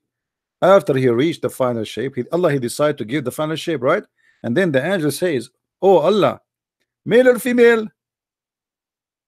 Are you going? Listen, it says here that Allah is here. It in the Hadith, it's saying how Allah is making the embryo alive. But when you look at the Quran, after this, after these three stages, it's talking about how Allah is protecting humanity by and causing them, to be a human. Let me By ask you. Let me ask you. What is your education? was What is what? your education? What do you mean? Because I noticed you know a lot. What is your education? What is your degrees? What to? I don't know how you say English. Sorry. No, I'm saying your education. What is your education? It's my education, but I don't know how to say it. Like what do you do? What do you mean? I'm young. You are young. How young? I'm 17. You are 17. Swear by Allah, you are 17. No. You are a liar. You are 30 something. Yeah. Right. So why you are lying? No, I'm not lying. You are 17. Yes. Swear by Allah, you are 17. I swear by Allah That's what? that I'm 17. Okay. Is your mom there? No. Your dad? No. Okay. Well, why I want to talk to someone who's 17? I thought you are a man. You are just a kid. No, I'm almost in a few months I'm 18. So Few months. Okay. Well, after a few months you call me, okay? No. Say hi to Baba. No.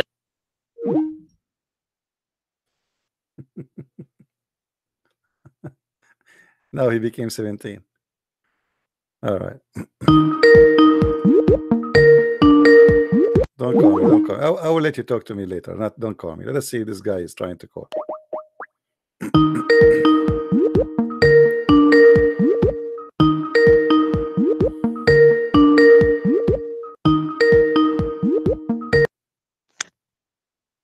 Hello. Hello. Yes. Hello, Christian Prince. Go ahead. We hear you. Christian Prince. Yes. Hi, I'm just calling up. I have a question for you. Can you speak louder, please? Are you a Muslim? Me? Yeah. No, I have a Muslim friend. Okay. Oh, you have a Muslim friend. You are not a Muslim. What do you think about Muhammad? He's a filthy pedophile. That's what I think. Okay. And what your friend here think about him? My Muslim friend thinks he's the most perfect example for human, like for everyone. He says that he hasn't, like, that's why Allah chose him to be the last prophet, because he is the greatest example for mankind. So what do you want to say to me?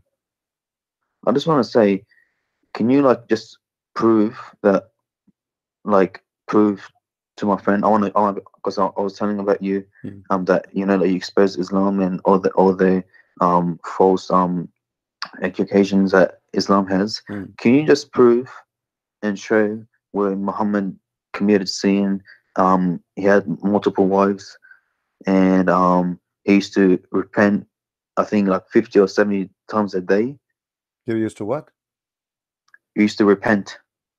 Repent 50 times a day? Yeah, well, is that true? Muhammad, he do not need to repent anyway, but I will answer you, no problem. Anything Thank else? you. And also, Aisha, I told her that why would Muhammad marry a 9-year-old? I'm sorry, marry her at the age of 6 and have sex with a 9-year-old when he could have adopted her. And she said, oh no, back then it was okay to marry a child. Okay, all right, my friend, I will answer you. Thank you for calling. Thank you for answering. First of all, the Quran confirmed that Muhammad is a person who have a license to sin, open license to sin.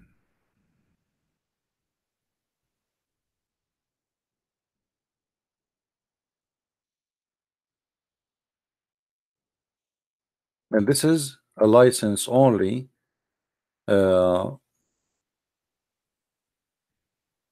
Muhammad,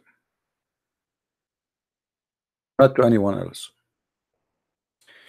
In chapter 48, verse number 2, it says, ليغفر لك الله ما تقدم من ذنبك وما تأخر. Translation: the Muslims here, they try to cover the issue, so they say that Allah may forgive thee the fault of the past and the follow. We change the translator and you will see right away the translation change, because Muslims always, as we said, they lie in order to cover what the Quran is saying. That's why we cannot take really a Muslim translation seriously. Look here, we just changed the translator and all of them, they are Muslims. Suddenly it's not fault, it's a sin. Because fault, by the way, you do not need God to forgive you for your fault. Fault is something you did not do intentionally, and the Quran says that clearly, that if you do that, if you do something not intentionally, it's not a sin.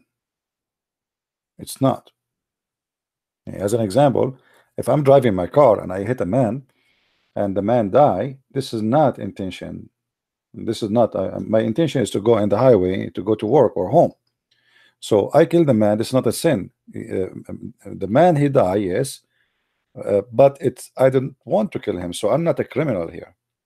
So the Quran does not speak about Muhammad committing fault, for fault is not to be committed, and there is no need for forgiveness. The Quran says in Arabic clearly, ليغفر لك الله ما تقدم من ذنبك وما تأخر. The word ذنب, as we see in the front of us, is what Allah will forgive him. And ذنب mean sin. That's why it says forgive. But here you will notice Muhammad, he fabricated this verse and giving him a license, giving himself a license, that he is a person who have forgiveness for sin which is in the past and even which is in the future to come.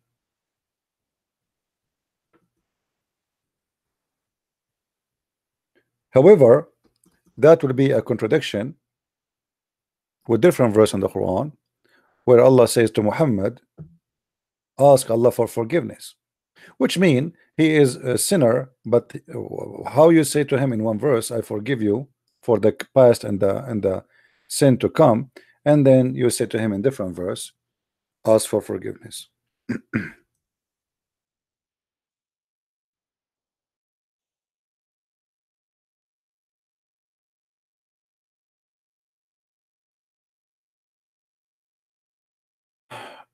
the Quran, you know, is a kind of is a book of let us say it's a mixed up book, and the more you read about it, the more you you know, the more you see that Islam is really funny and stupid. In the chapter of Muhammad, the chapter number 47, it says, so now, O Muhammad, that there is no Allah save Allah. The translation is funny. It doesn't say no Allah save Allah. It says there's no God but Allah. I mean, the Muslims are funny, really. And ask forgiveness for the sin, which means your sin, and for the believing men and women sin. So Muhammad, Allah saying to him, ask for forgiveness for yourself and for them. واستغفر لذنبك وللمؤمنين والمؤمنات. How in the other verse he says to him, I forgive the sin in the past to you, Muhammad, and the sin to come, and then he's asking here, saying to him, ask for the forgiveness of the sin you have now. I mean, you forgive him already for the past and the coming sin, so why you need to ask? So the Quran is a collection of stupid stories, and you know, there's no point of it. Now about Muhammad repenting for 50 times or 60 times, I will save you the time. I will show you something even more stupid.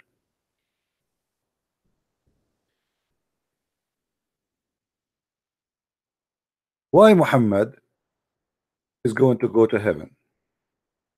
Is that because he asked Allah for forgiveness? Is that because Allah forgive him? Is that because of his good deeds? Is that because he is a prophet?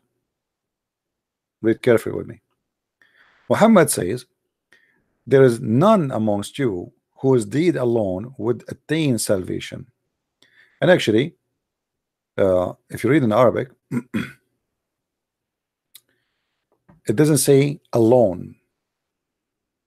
The word alone is a false translation. It says who his deed. ليس أحد منكم ينجي عمله. So there is no alone. In the translation, they add the word alone. This is, let us make a line. This is the sentence. ليس أحد منكم ينجيه عمله. Translation, they added the word alone, which is a lie. So here there is no alone. All right. There's none amongst you who his deed would attain salvation for him. So the deed will never attain salvation to any Muslim. Now, one of the deeds is to ask Allah for forgiveness. This is deeds. When you commit sin, then because you ask for forgiveness, you did the good deed of asking for forgiveness, Allah forgive you. But just Muhammad said that you ask Allah for forgiveness, you don't ask him for forgiveness. This is not what attain you to salvation. But why in the other verse we showed you in the Quran, Allah saying to him, ask for your forgiveness and the forgiveness of believers. And then the companion, they said to Muhammad, not even you, which means Muhammad, not even you. The Prophet said, not even I, but Allah warps me in mercy and he grant me burden.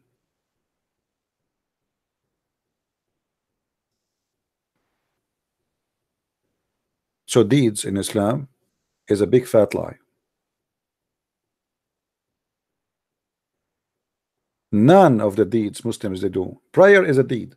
Hajj is a deed. Kissing the black stone is a deed. Making donation to build a mosque is a deed. But none of your salvation have to do with the deeds. So why Allah is asking you for deeds?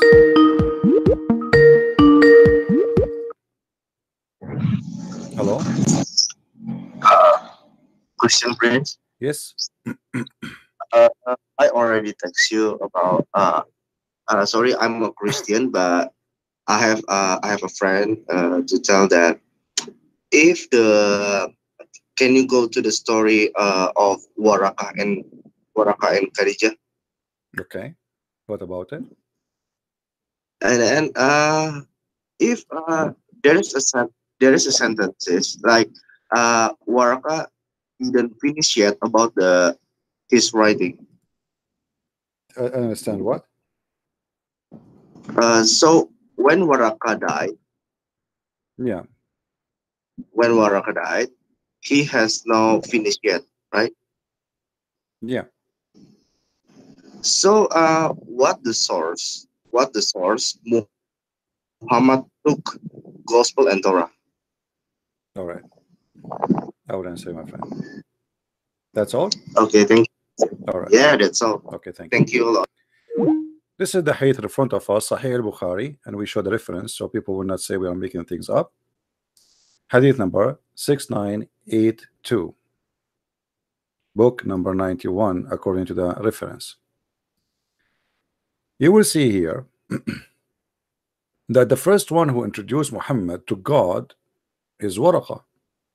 The first one who said to Muhammad, "You are a prophet," is Waraqah.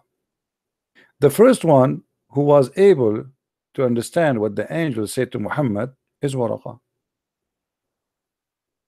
Waraqah is the founder of Islam, not Muhammad. You will see here that when Muhammad he went to the cave and the angel came and he squeezed him 3 times. We go from the beginning of the story because the story is really funny and proving to us Muhammad to be a false prophet. So the prophet he used to go to the cave, and one day when he was there, the angel came to him and asked him to read. The prophets replied, "I do not know how to read." The prophet added, and now the prophet is telling the story to Waraqah, or to Khadijah, sorry. The prophet added, "The angel cut me forcefully," he squeezed him so hard, "and pressed me so hard, and I could not bear it anymore," which means the guy almost died. Then he released me, and he said to me, "Read." I replied, "I do not know how to read." Whereupon the angel cut me again, and he pressed me, squeezed me again, until I could not bear it no more. And then he released me, and he asked me to read. And I replied again, "I do not know how to read." Here the story is proving to us that Muhammad from the beginning is a false prophet and Allah does not exist. Why?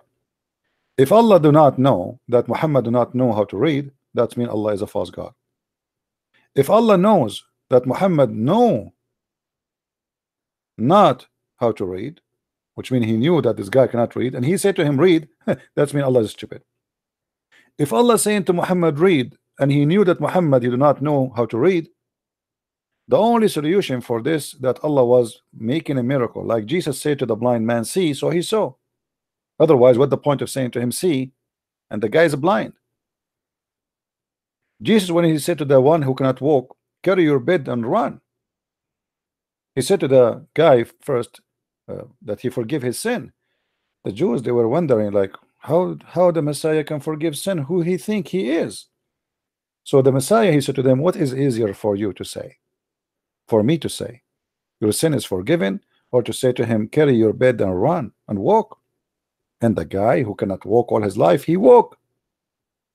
Here we notice that Allah, he said to Muhammad 3 times, "Read." And remember, the read here is an order from Allah. The angel is just saying what Allah said.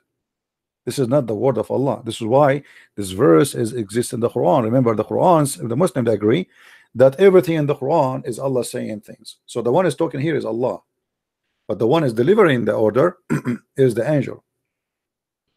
So if Allah said to Muhammad, "Read" 3 times, and the Muslims they claim that Muhammad cannot read, and the story in front of us confirmed that Muhammad supposedly cannot read. What kind of God he said to a man, "Read," he cannot read? Trust me, the true God, even if he said to a donkey, "Read," the donkey will be able to read in all languages. So from the beginning, the story is stupid. Then 3 times repeating the same Question, 3 times he's squeezing him, which is very funny. Why you are squeezing a guy? He just told you, I can't read. What the point of the squeezing? Squeezing first time, second time, third time. To do what? What the angel accomplished from squeezing Muhammad 3 times? Muhammad don't understand. The angel was not able to convince him to read, and he was not able to read. So what the point of this? Stupid. Then the story continue. Thereupon he cut me again, 3rd time, 3 times, Trinity. Islam established by the number 3. Muhammad was activated by 3 squeezing, not by 1 squeezing. And here we have a question. Why Islam is stuck with the Trinity when Islam rejected Trinity? Why the angel cannot say to him, read once? Muhammad, when he enter a place, he say Assalamu alaikum 3 times. Muhammad, he pray, he repeat the dua 3 times. Muhammad, he take an oath, he repeat the oath 3 times. Muhammad, he says Adam won the debate, he repeat the same word, won the debate 3 times. Muhammad, he want to go to the bathroom, he have to shake his penis 3 times. Muhammad, he want to use stones to clean his ass, he have to use 3 rocks. Muhammad, he want to do ablution, he have to wash his hand 3 times, his face 3 times, his nose, blah blah blah 3 times, everything is 3 times. A woman, she is divorced from her husband. If he divorced her 3 times, that's final. You take an oath in Islam, you have to say it 3 times. I mean, what is left? The whole cult is based on 3 times, yet they are against, they are anti-Trinity. Then we continue here. After what this happened, the angel, he told him, read, and he continued, read in the name of your Lord, who created you, etc., and exist, blah blah blah blah. Then you will see from the beginning, he confirmed that he created you from a clot, a congealed dead blood, which is a stupid mistake. Repeated again in the Hadith in the Quran. And this is chapter 96, verse number 15. And here you notice the Muslim, they keep saying to us that the Quran never been changed, but the first verse was given to Muhammad. Today in the Quran today is a chapter 96. That's mean there's no way. Don't call me Abdul Qadir, don't call me. Don't make me block you as before. I give you time, that's it. Chapter 96 is the first verse in the Quran. First chapter, but not today. Today it is in chapter 96. Who is the one allowed anyone to change the location? If Allah gave it to Muhammad as first, it should stay as first. So this is a clear evidence that the Quran is not what Muhammad he have at his time, at least. Then we will find something. Don't call me Abdul Qadir, I will block you. I will block you. Remember, I blocked you before. Don't do that. Don't be a kid. The squeezing story is stupid. Then Muhammad, he go to his wife and he said to her, and you will notice here, he returned with inspiration, which means whatever he heard from the angel. His neck muscles twitching with terror till he entered upon Khadija and said, cover me, cover me. They covered him with fear was over, and then he said, oh Khadija, what's wrong with me?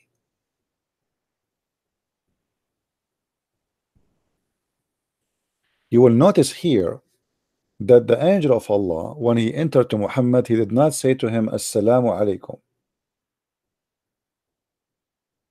And here we ask ourselves a very simple question. Why in this stage Muhammad, God did not say Assalamu alaikum? Because Assalamu alaikum, it is something Muhammad he start learning from the Jews when he lived between the Jews. We don't see Assalamu alaikum. If you go to Jerusalem, you will see the Jews saying Salam alaikum, literally. This is a greeting of the Jews. When the angel came to Mary in the Bible, the angel said to Mary, Shalom unto you, Mary. So the story here have no Salamu alaikum, because Muhammad at this stage he is not living between the Jews. He did not learn it yet. And then when he told his wife, what's wrong with me? And you will notice the description that his neck musculars is twitching. It's called a seizure. People who have certain kind of illness. What they call it in English?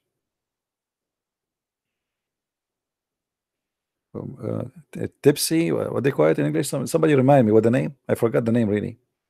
It's like, you know, people, they have a seizure and they fell down on the ground, and their muscles shrink, their neck muscles specifically shrink so hard, and they get hurt and they start shaking, and they feel like as if they are dying. Epilepsy. Thank you.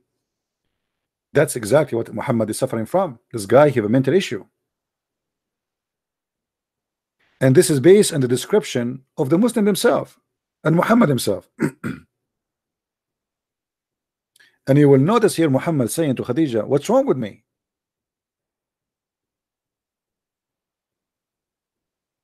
Why an angel of God, he visited a man and he told him, I have a message from your Lord. Why he is terrified and why this is happening. And look what happened. Then he told her everything that happened to him and said, I fear something may happen to me. So Muhammad here, he feel that he's going crazy. Khadija said, never, but had the glad tidings. Khadija was sure, Muhammad is not sure. Look at this. Khadija, who did not see the angel, she said to him, oh, this is good news. How? She should be worried about her husband. The guy is shaking, going crazy. And she said, no, this is good news. Okay. Then, by Allah, Allah will never disgrace you.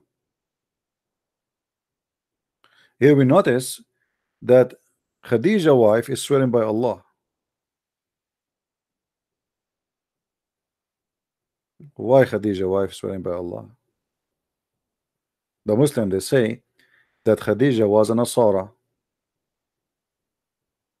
and Nasara, according to them, is a Christians. In order for Muhammad to marry Khadija, if she is Nasara, he have to be Nasara too. Nasara for me is nothing but a Christian cult. It is not. It's like Jehovah's Witnesses. It's not really Christian. They are cult. You know, like they believe in Jesus, etc., but in their own wrong way. So here we notice that Khadija, who is Nasara, she told him, come with me. Khadija then accompanied him to her cousin. He is not really her cousin. He is, let us say, yeah, like the son of not direct uncle to her. Waraq ibn Nawfal, Ibn Asad, Ibn Abdul Uzza, Ibn Qusay. Waraqa was the son of her paternal uncle, i.e. her father brother, who during the pre-Islamic period become a Nasara, not a Christian. You see, they say here the word Christian, Nasara. The whole Quran never mentioned the word Christian. They mentioned the word Nasara. And he used to write the Arabic writing, and he used to write the gospel in Arabic. That is the Quran.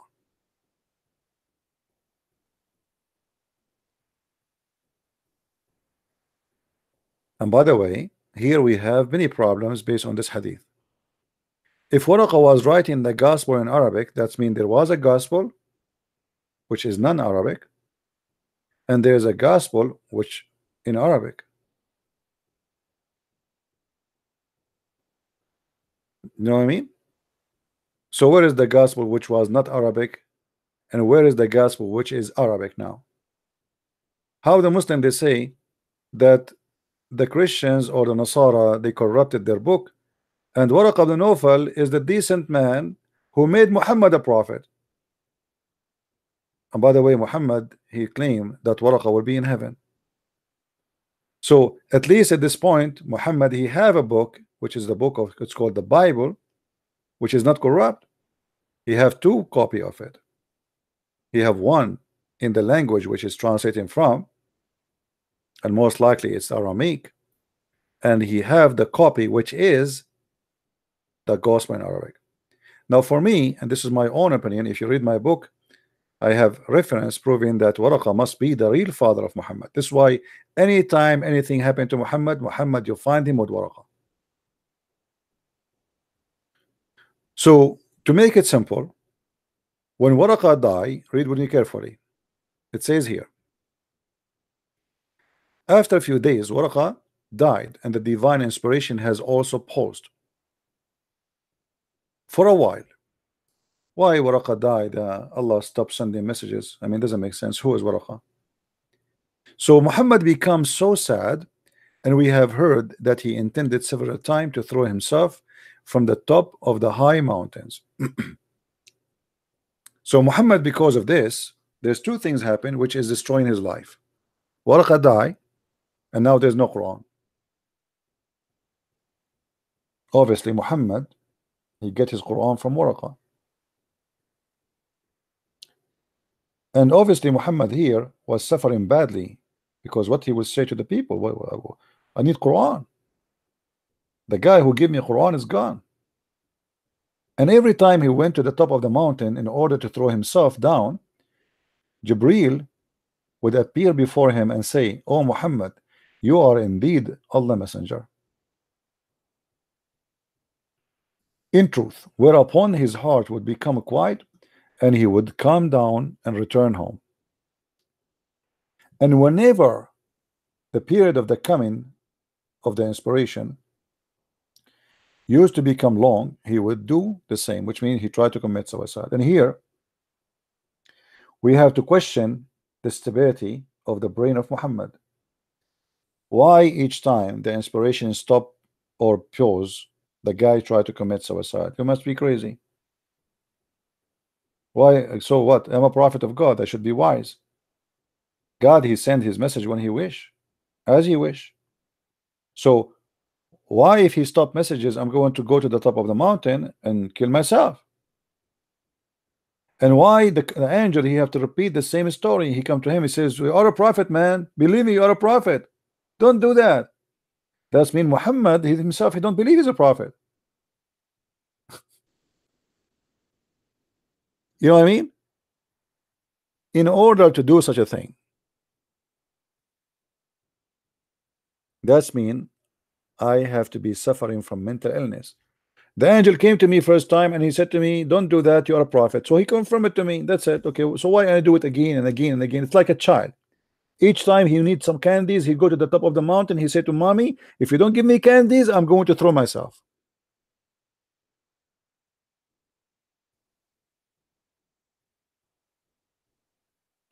How this guy can be a prophet of God?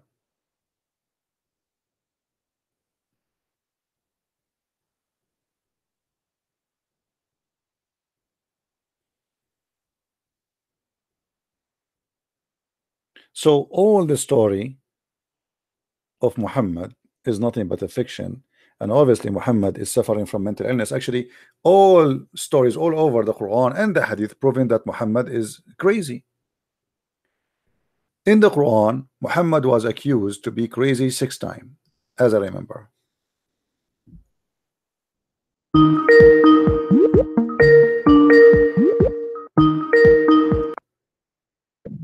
Hello. Hello, brother. Sorry, I'm so sorry for stopping you, but I have a question there. If the Waraka writing the Gospels, Sorry. the Gospels say, sorry for stopping you. Okay. So, the Hadith say Waraka died, and then he stopped writing the Gospel, right? Hmm. If he wrote the gospel says Jesus died. Why in Quran we can find Jesus not die? Hmm. Okay. Well, this is why, my friend, as I said, this guy is Nasara. He is not a Christian. For the Nasara, he did not die.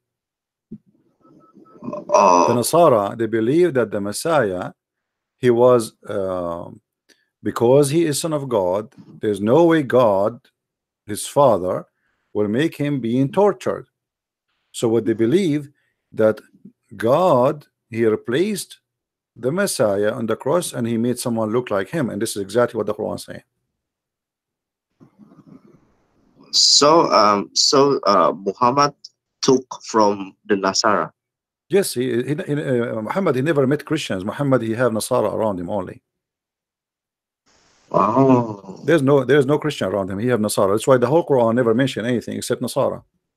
There's the people of the book in Islam is two, Nasara and Jews. So Nasara is the one he think they are the true Christians, and the Jews, he called them Yahud, which is a wrong name. Right? And then there is verse like after that. Let us say there is like anything have to do with God and prophets. Muhammad obviously is copying from others, but there is a chapters in the Quran is written by Muhammad. This is why they sound very stupid. You see, when if you buy my book, any of my books, and you learn, you read my translation, or let us say that my writing in English, and then you buy Shakespeare, you will notice right away the difference, right? And how strong the language in Shakespeare book, and there is no way to compare my English to Shakespeare, correct? So if you are an Arab person, right away you will notice that the one who wrote the Quran, there's some chapters they have a good Arabic, and there's a chapters have a very horrible Arabic. It cannot be by the same writer. It's obvious. So I believe that those who they have a good Arabic is what Waraqa he wrote, and the one who have a wrong language is what Muhammad he made, and those are usually the one is speaking about any woman she want to give her private part to Muhammad to sleep with him. Muhammad have fight with his wife. They are silly. They are stupid. So the Quran is divided to what is written by someone who have a good Arabic and someone who have very silly. He have a flight of thoughts. He have suffering from mental illness. He is stupid in organizing the ideas. His language is bad, his Arabic is bad, and we have tons of stories. As an example, if you know the story, where Muhammad is said Allah is the best of the creators. You remember the story? Yeah. Okay, the story here is what there's a guy. He is an scribe. He's a Christian. He was working for Muhammad, and some they say he is not a Christian. He is the cousin of Uthman. Anyway, so the guy he was writing for Muhammad Quran. Muhammad was telling him Quran, and then the guy he said, Subhanallah, khairul khaliqeen. Allah is the best of the creators. Muhammad he said, write it there. Yeah. Tabarakallah khaliqeen. So the guy he said, but this is what I said.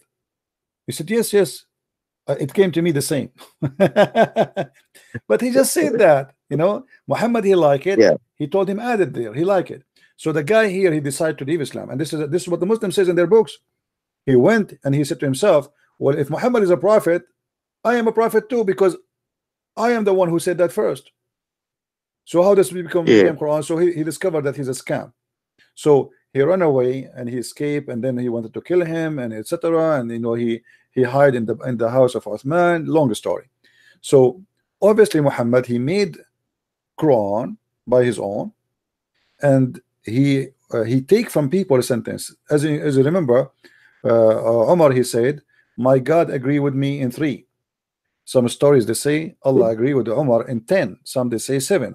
Whatever it is, you will notice that Muhammad Umar he says something. Muhammad he take it and he put it as it is in the Quran.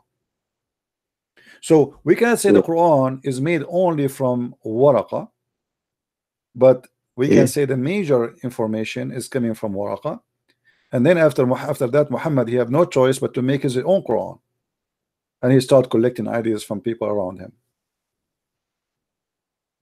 Like as an example, the Kaaba, to pray to the Kaaba, who is the one who came with this verse? Umar. The hijab, the chapter of the hijab, who is the one who said that? Umar. So like many things, the verse about Allah threatened the wives of Muhammad to behave, otherwise he will divorce them and replace them by different women. This is from Umar. So Umar he says something, Muhammad he take it and he put it in the Quran. And this is the same for anything. There's tons, like a story of Alexander the Great. This is not from Muhammad. This is a legend written by a guy from Syria, and he made a book. It's called the Book of the Two Horn, and he recorded Alexander the Great by the person of the two horn. That's why the Quran mentioned the man of the two horn. Now, if you ask yourself, how Muhammad, he claimed that God is speaking, and then he called the guy with the two horn. Shouldn't we know his name? Who is this guy? That guy with two horn. Since when we call a person by a horn? Yeah. You know what I mean? The reason for that, Muhammad is copying a legend, copying a story, fiction story. And in the story, it called him the man with the two horn. So in chapter 18, verse number 83, it says, and they are asking you about Dhul Qarnayn, the man with the two horn. Say, I will tell you a story, and then he starts telling the story, which is very stupid story, that the guy he went and he found the sun sitting in murky water, blah blah blah blah. Here, this Quran, the story is from the guy from Syria who wrote this story about a real person who is Alexander the Great. Like now today, many people write stories about someone is real, but the story itself is fiction, full of fiction. So Muhammad, he took the story, but he wrote it again in his own way in the Quran. So this is the chapter in front of us. This is Muhammad talking. Yeah. This is not Waraqa. So I have one question about the Azhar. So when Quran mentioned about the Gospel and Torah, he mentioned about the false story, so it's like there is no Abraham there. It's like just being Abraham and Ibrahim. So where the Muhammad took that? As I said, everything Muhammad he have is taken from people around him, and for sure the story about Abraham have two sources here. Have the Nasara, because they believe in Abraham, and the Jews, same as Moses, same as Mary, same as Isa, and here this is why we see the name is Isa is coming, because he took it obviously from the book of the Nasara, but he could not read it. If you remember in the Quran did not call the gospel by a Hebrew name. He used the Injil, and the Injil is a Greek word, right? Now here we need to ask ourselves, why Muhammad he said that Allah he sent down the Injil. The Muslim, they say to us that Jesus was sent only to the Jews. Okay, how he is sent to the Jews, but yet Allah he is using a Greek name? Allah is using a wrong name? No. You know what I mean? The Injil is a correct name actually, but this is a Greek name. So how Allah he used the Greek name? Yeah, I understand what This is against the teaching of Islam, because if Jesus is a prophet was sent to the Jews, imagine, I am a prophet to the Jews and the name of my book in Japanese. That doesn't make sense. You know what I mean? Well, I mean, why is that? This book is for the Jews, not for the Greek. So he is copying the Greek because this is the only name he knew. He did not learn something else. So he have to put the word as he have it in the translation from Waraqa. You know what I mean? So the translation from Waraqa, he use it. It says Injil, and the same as Azhar in the book of Waraqa. It says Azhar. So Muhammad do not know what Azhar. He put it there Azhar. And actually, me myself, I believe Muhammad he knew how to write, how to read. Yeah, I know about that. What the story when he said in Arabic, he said, "Ma ana biqari," he was saying what I should read, which is very normal. But the Muslims, they are stubborn. They say they do not know how to read. Why? Because the Quran says that Muhammad was illiterate, but the Quran doesn't say Muhammad is illiterate about writing or reading. But about the book. About not having a God, the true God. You know, if you don't have a true God, then you are illiterate.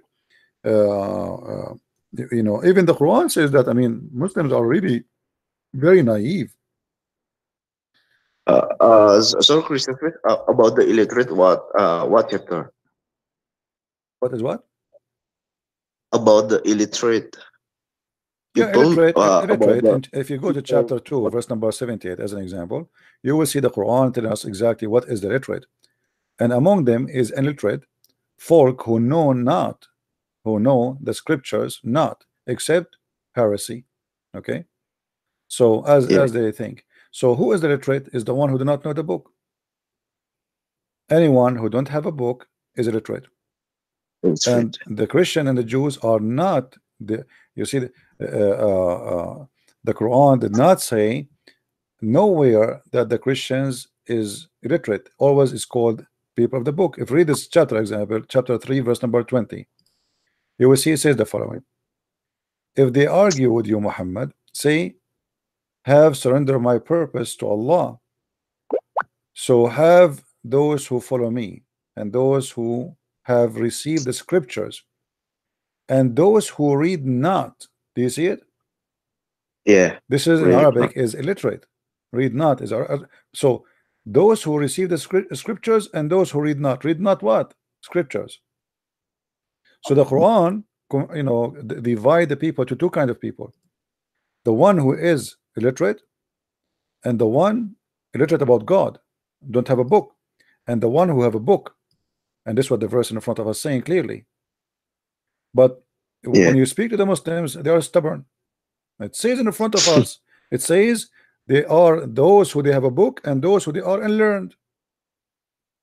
And this is coming from the Jewish style of teaching. The Jewish believe we know that the Jews we believe in something, or they say Gentile, right? Yeah. This is exactly what illiterate mean, and learned. So there's those who knows God and those the ignorant who do not know God. As simple as that. This is not about writing and reading. Yeah. All right. Anything else, my So friend? it's like the same story with if the Muhammad cannot read and then cannot write, when Muhammad died, he just told his friends to taking material writings. Right. No, obviously Muhammad, he know how to write, how to read. This is, but I mean, as I said, when I debate with Muslims, I debate them with what they believe in, not what I believe in. I believe Muhammad knows how to write, but as long they decide to be stubborn and to say no, okay, go with you. That will make it even easier for us to get him busted. Yeah. All right. Well, thank you very much, my friend, for calling. Thank you very much. Yeah. Thank you. Take care. Take care. All right. We will not take more calls. No more. We are done for now. As you see, you know, whatever we go in this book, this book is stupid and doesn't make sense. Scientifically wrong, historically wrong, grammatically wrong, Arabic wrong, pronunciation wrong. Once he say Jibril, once he say Gabriel, once he say Ibrahim, once he say Abraham. I mean, one he say his name is Muhammad, one he say his name is Ahmad, one he say his name is Mustafa. Muhammad, the Quran is messed up book. If you ask any Muslim what Musas mean, the Quran says Musas. What Musas mean? They do not know. Okay. What Israel mean? They don't know. Who's Israel? They don't know. What Isa mean? They don't know. What Abraham mean? They don't know. Okay, what Jibril mean? They don't know. What Allah mean? They don't know. So what do you know? Because all the cult of Islam is a theft. All of it. It's a collection. It's like somebody, he went to a museum, and this museum he have items from many centuries, from many nations, collection of items from the Roman, from the Persian, from the Jews, from the Japanese, from the Chinese. So he go inside the museum, and then he tried to make it that this is all belong to him, but it doesn't match. You know what I mean? And then Muhammad, suddenly he is a doctor. He knew how the baby is made. Muhammad, he knew about astronomy. Muhammad, he knew about how the earth is made, how the mountains is made. I mean, suddenly this guy, he knows everything. And the funny, which I found it very funny about Muhammad, which I'm happy that he do that, he volunteer to be stupid, which make it a lot easier for us to get him busted, because I'm really so happy that Muhammad, he is not the person who was so quiet. This guy, he talk a lot, and the more he talk, the more he do poo-poo. As an example, the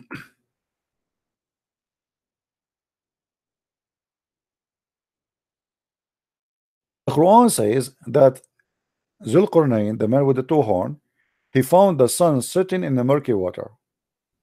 The Muslim, they try to fabricate and they say, oh no, this is Alexander the Great, he thought the sun looked like it is sitting in the murky water, he thought.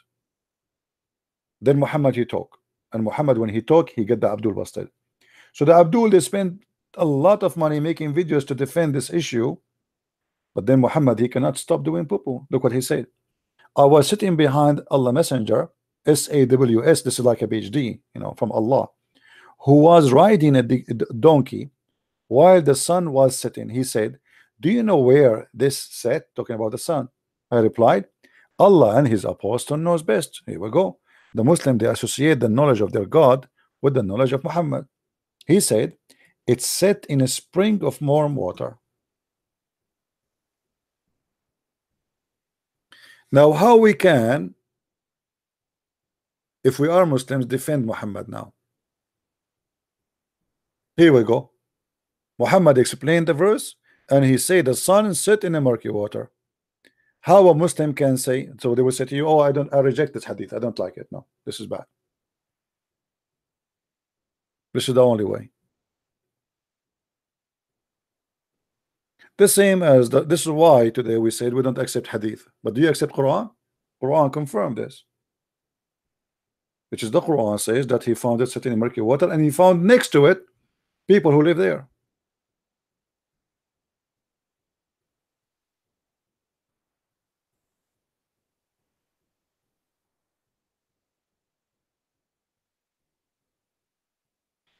We have a guy there, he's calling me liar. I don't know, my friend, why you don't call me and get me busted? You see, I will give you an exception.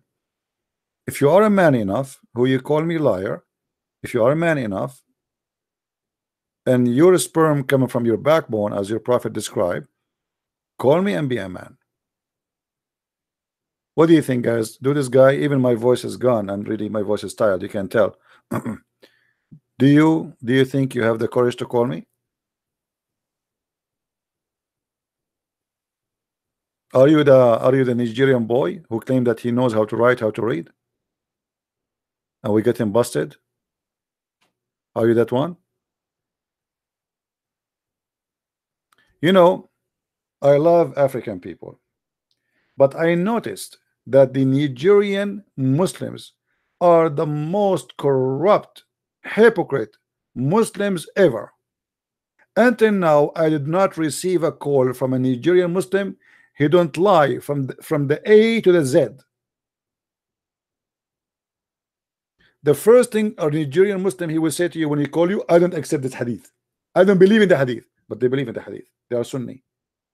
They are Sunni. They believe in the hadith. To avoid the spanking because of the hadith, they say we don't believe. Taqiyya. And then they start fabricating meaning, and then we say, okay, can we show you the interpretation for the verse? They don't want the interpretation. So they don't want the hadith, they don't want the interpretation of the scholars, they don't agree with any scholar. It's just to protect Islam.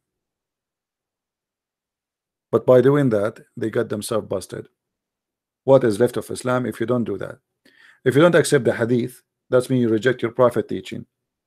If you make your own interpretation for the Quran, that means you are refusing all the interpretation, even by Muhammad himself, and you claim that you know better.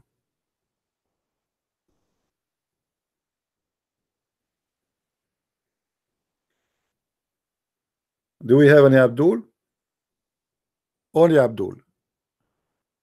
We gave enough time to the Christians to call if there's a Muslim wanna call us, Abdul, except the guy who is 17 years old kid. Anyone? If you are a Muslim and you want to leave Islam, you can send me a message, as many of you do always. Actually, a good group of Christians here, they created a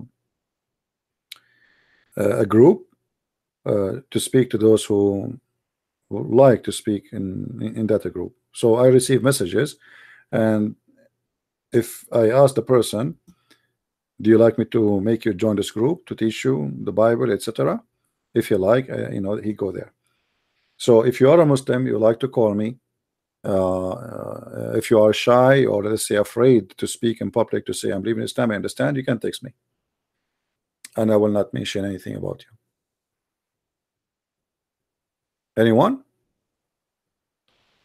And you know, I'm really happy that the Lord blessed us with too many Muslims who left Islam in the last few months. I don't know. I don't know. I can't even remember how many. Too many. So I'm really happy that in the year 2018 it was very fruitful.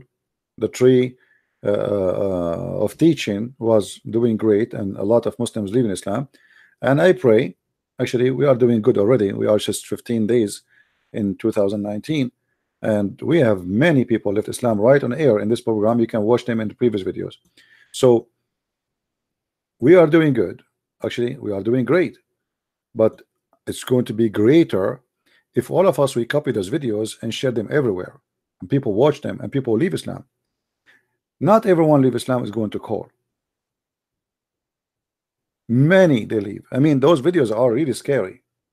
There's no way a human being, you see, at the end of the day, a Muslim is a person like us, and there's many of them. They are good people. They have dignity. They have honesty. Not everyone is like this guy from Nigeria who called me, who tried to lie every 2 seconds. There's many of the Muslims, they are coming from good families. They have good dignity. They have honesty.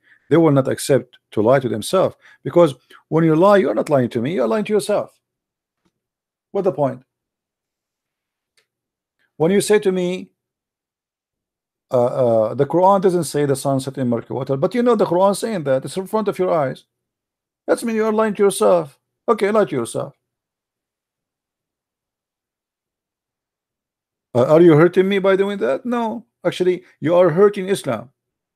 Any Muslim who watch you saying to me the Quran doesn't say that, inside him he will say, here we go, we are Muslims, we are a bunch of liars.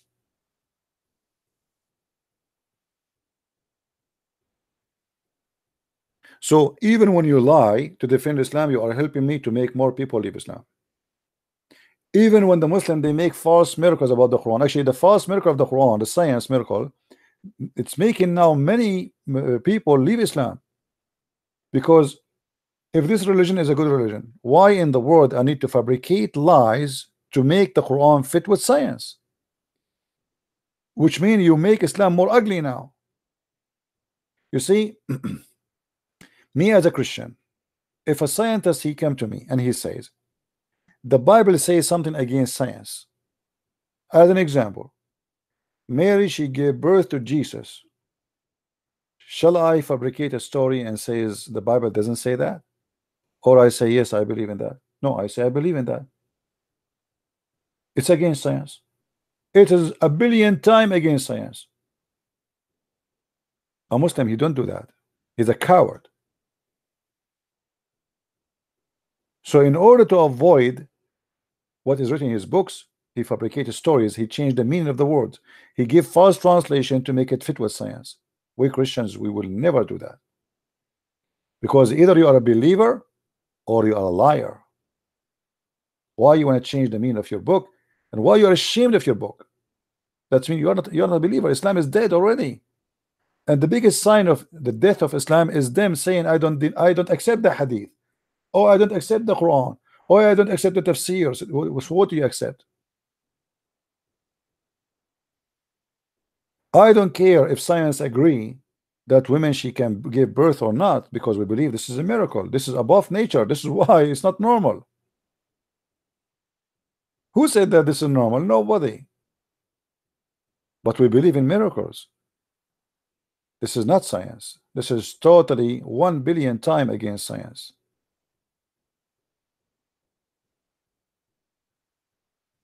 I am not ashamed of my book, and I will never lie about my book. And my book is not a book of science. Never was and never will be, because it's not meant to teach me about science. It's meant to teach me about God.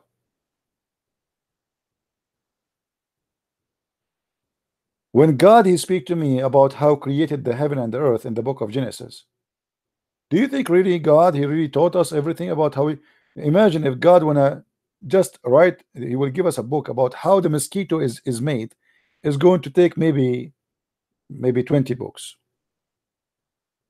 just the mosquito alone.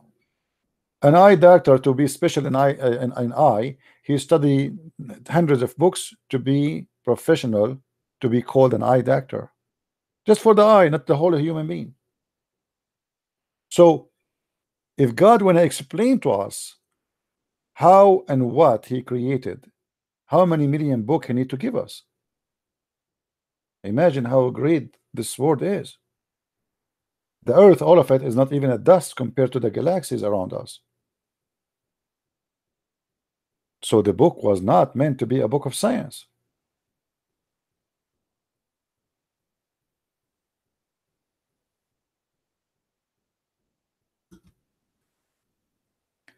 But because the Muslims are bankrupt and they notice their weakness, and because they are following satanic religion, which is allowed in them to lie, it's legal, it is lawful in Islam to lie, to promote your cult. This is why you will see Muslims have no hesitation for a second to lie in order to make you convert to Islam, because for them Muhammad he justify lying because supposedly your intention is good. Yes, you are lying, but your intention is good. Muhammad he said you can lie in 3 cases: to your family, your friends, and to your enemy. Who's left? And how he justified the lying? It's your good intention, but there's no good intention in lying. Lie is a lie. And the Muslim, they say to you, okay, what if your wife she asks you if she is pretty or not? What you will say to her? You will say to her she is ugly. Well, if she is ugly, why you marry her? Because you are a liar. Maybe you married her like Khadija. Muhammad he married a woman, she is in the age of his mother because she is rich. So if Khadija she asked Muhammad, am I pretty? Muhammad he says, sure, you're so pretty. I love your money. Look at your bracelet in your hands.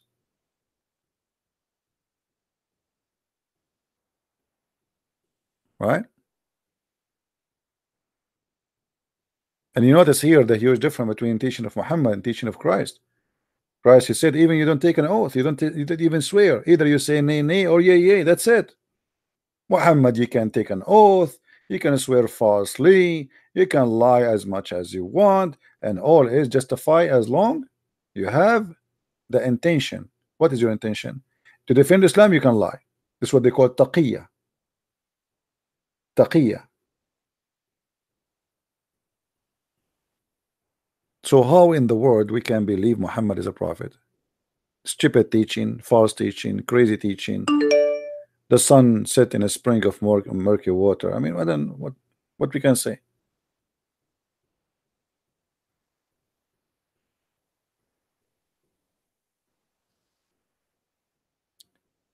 Do we have any Muslim? A Muslim saying to us, he is look, this is a Muslim praying to us. He said, I hope you will catch herpes. My friend, the one who catch herpes is the wives of Muhammad, and we can prove it easy. Why the wives of Muhammad they have a yellow water, and you have yellowish water blood coming from their vagina? They won't show you. You are saying you're talking about you are praying. Look, even their prayer is evil. Look at their prayer. He don't say may the Lord of the guide you know. I pray that you will get herpes.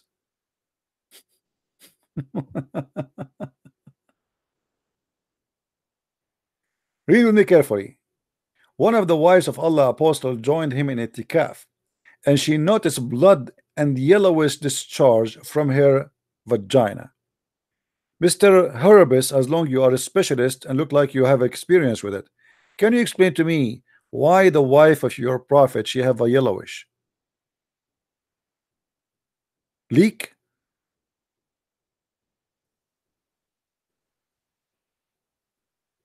Can you explain to us what is that? What is the disease exactly her prophet is suffering from? She is sleeping with who? She is sleeping with Muhammad.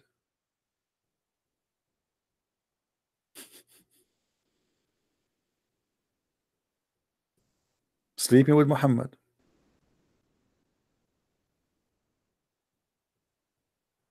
Is this Christian Prince the liar?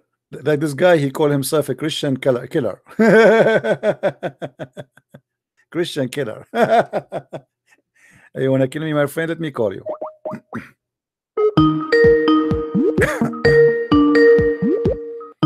Christian killer. Answer, coward killer.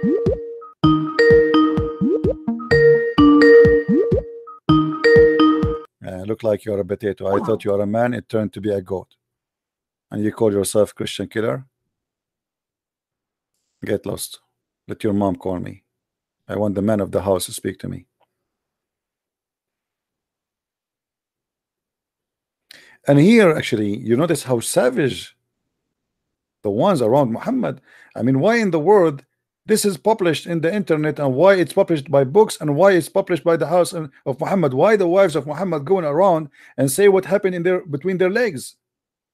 I mean, what is the business of anyone to know what happened to the vagina of this woman?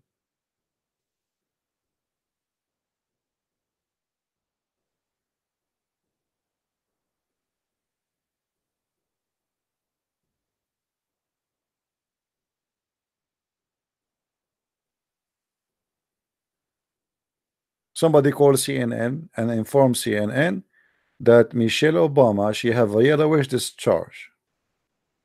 Assalamu alaikum. We need to inform you that one of the wives of the prophet, her name is Michelle, she have a yellowish discharge. And now the news agencies will spread. At the time of Muhammad, there's many, after 300 years, there's many agencies open. There's the agency, it's called Agency of Sahih Bukhari, agencies of At-Tirmidhi, agencies of Sahih Muslim. I mean, many of them. So now the whole news agency starts spreading. We, the wife of the prophet, she have a yellowish discharge. Why we need to do that? What we learn from this, except that Muhammad obviously is suffering from sexual disease.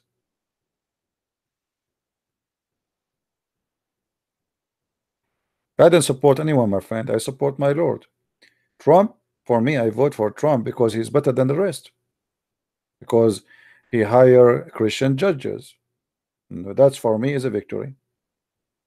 Now, the Supreme Court is not controlled by the liberals. That alone is a victory. The rest, Trump is, is the same as the rest in many things. Guys, Aramaic Prince, I don't want to see I piss on Allah. Don't say that, otherwise I will block you. Speak as mature, or I will block you. Anyone he say I want to piss on Allah, I want to piss on Muhammad, we will block you. Don't speak silly. Speak as mature person, because saying that will not make you look better. And we are debating religion here. We are not here to insult and call names. When I say this is stupid, I mean it's stupid.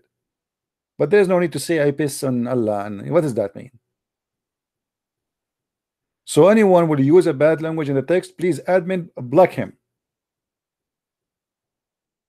We give you time out, first time warning, and the admin will explain to you why. Second time you do it, we block you.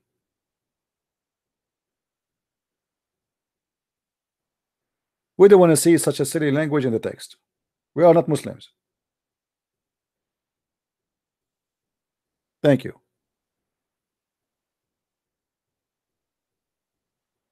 Do we have any Muslim would like to call us?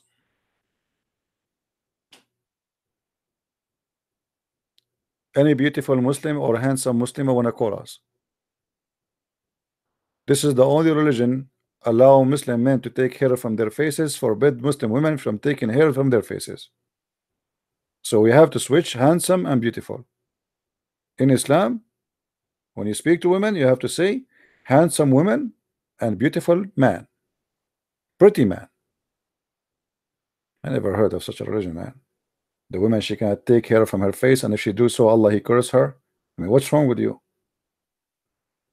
What's wrong with this guy, Muhammad? He like to have a woman, she have a beard.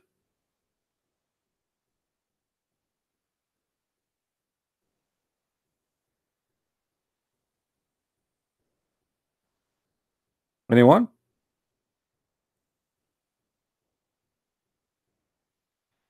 All right, I think we have done enough for today. I hope you guys you have a good time. I opened like this late for me now. It's 3:34 a.m. in the morning, and I will go back to work in my book. And after I feel like I am out of battery, and then I will sleep if I can sleep. So I want to say thank you for being here. And if you like to learn more about Islam, feel free to read my books. And actually, I'm working right now in my book, Deception of Allah, translation to the Malay language, which is Indonesian and Malaysia, they can understand it, and almost ready. So I hope soon we will have it published and people they can have it. To find my books, you can always search in Amazon, whatever your country is, Germany, Amazon.de, France, Amazon France, USA, Amazon.com, depend. So search for Christian Prince, you will find the list of my books. And don't forget, please, for those who got my books, to write an honest review. Don't say it's fantastic unless it is fantastic. We are not Muslims. We don't fabricate. We should not lie. Say things as it is. Be truthful, be honest. Muslims, they write worst review for books they never even read just because it's written by Christian Prince. But those review doesn't hurt me. It's the opposite. Because if a Muslim he gave me a good review, that's mean my book is horrible. If the Muslims one day said to Christian Prince, God bless you, Christian Prince, you are a good guy, we like you, we love you, this means there is something really, really wrong, seriously wrong with the Christian Prince. As simple as that. Don't listen to me. Don't learn from me. And don't believe me if the Muslims like what I do. Because obviously that is a clear sign that I am a person who is not teaching the truth. The more they are upset from me, the more I am truthful.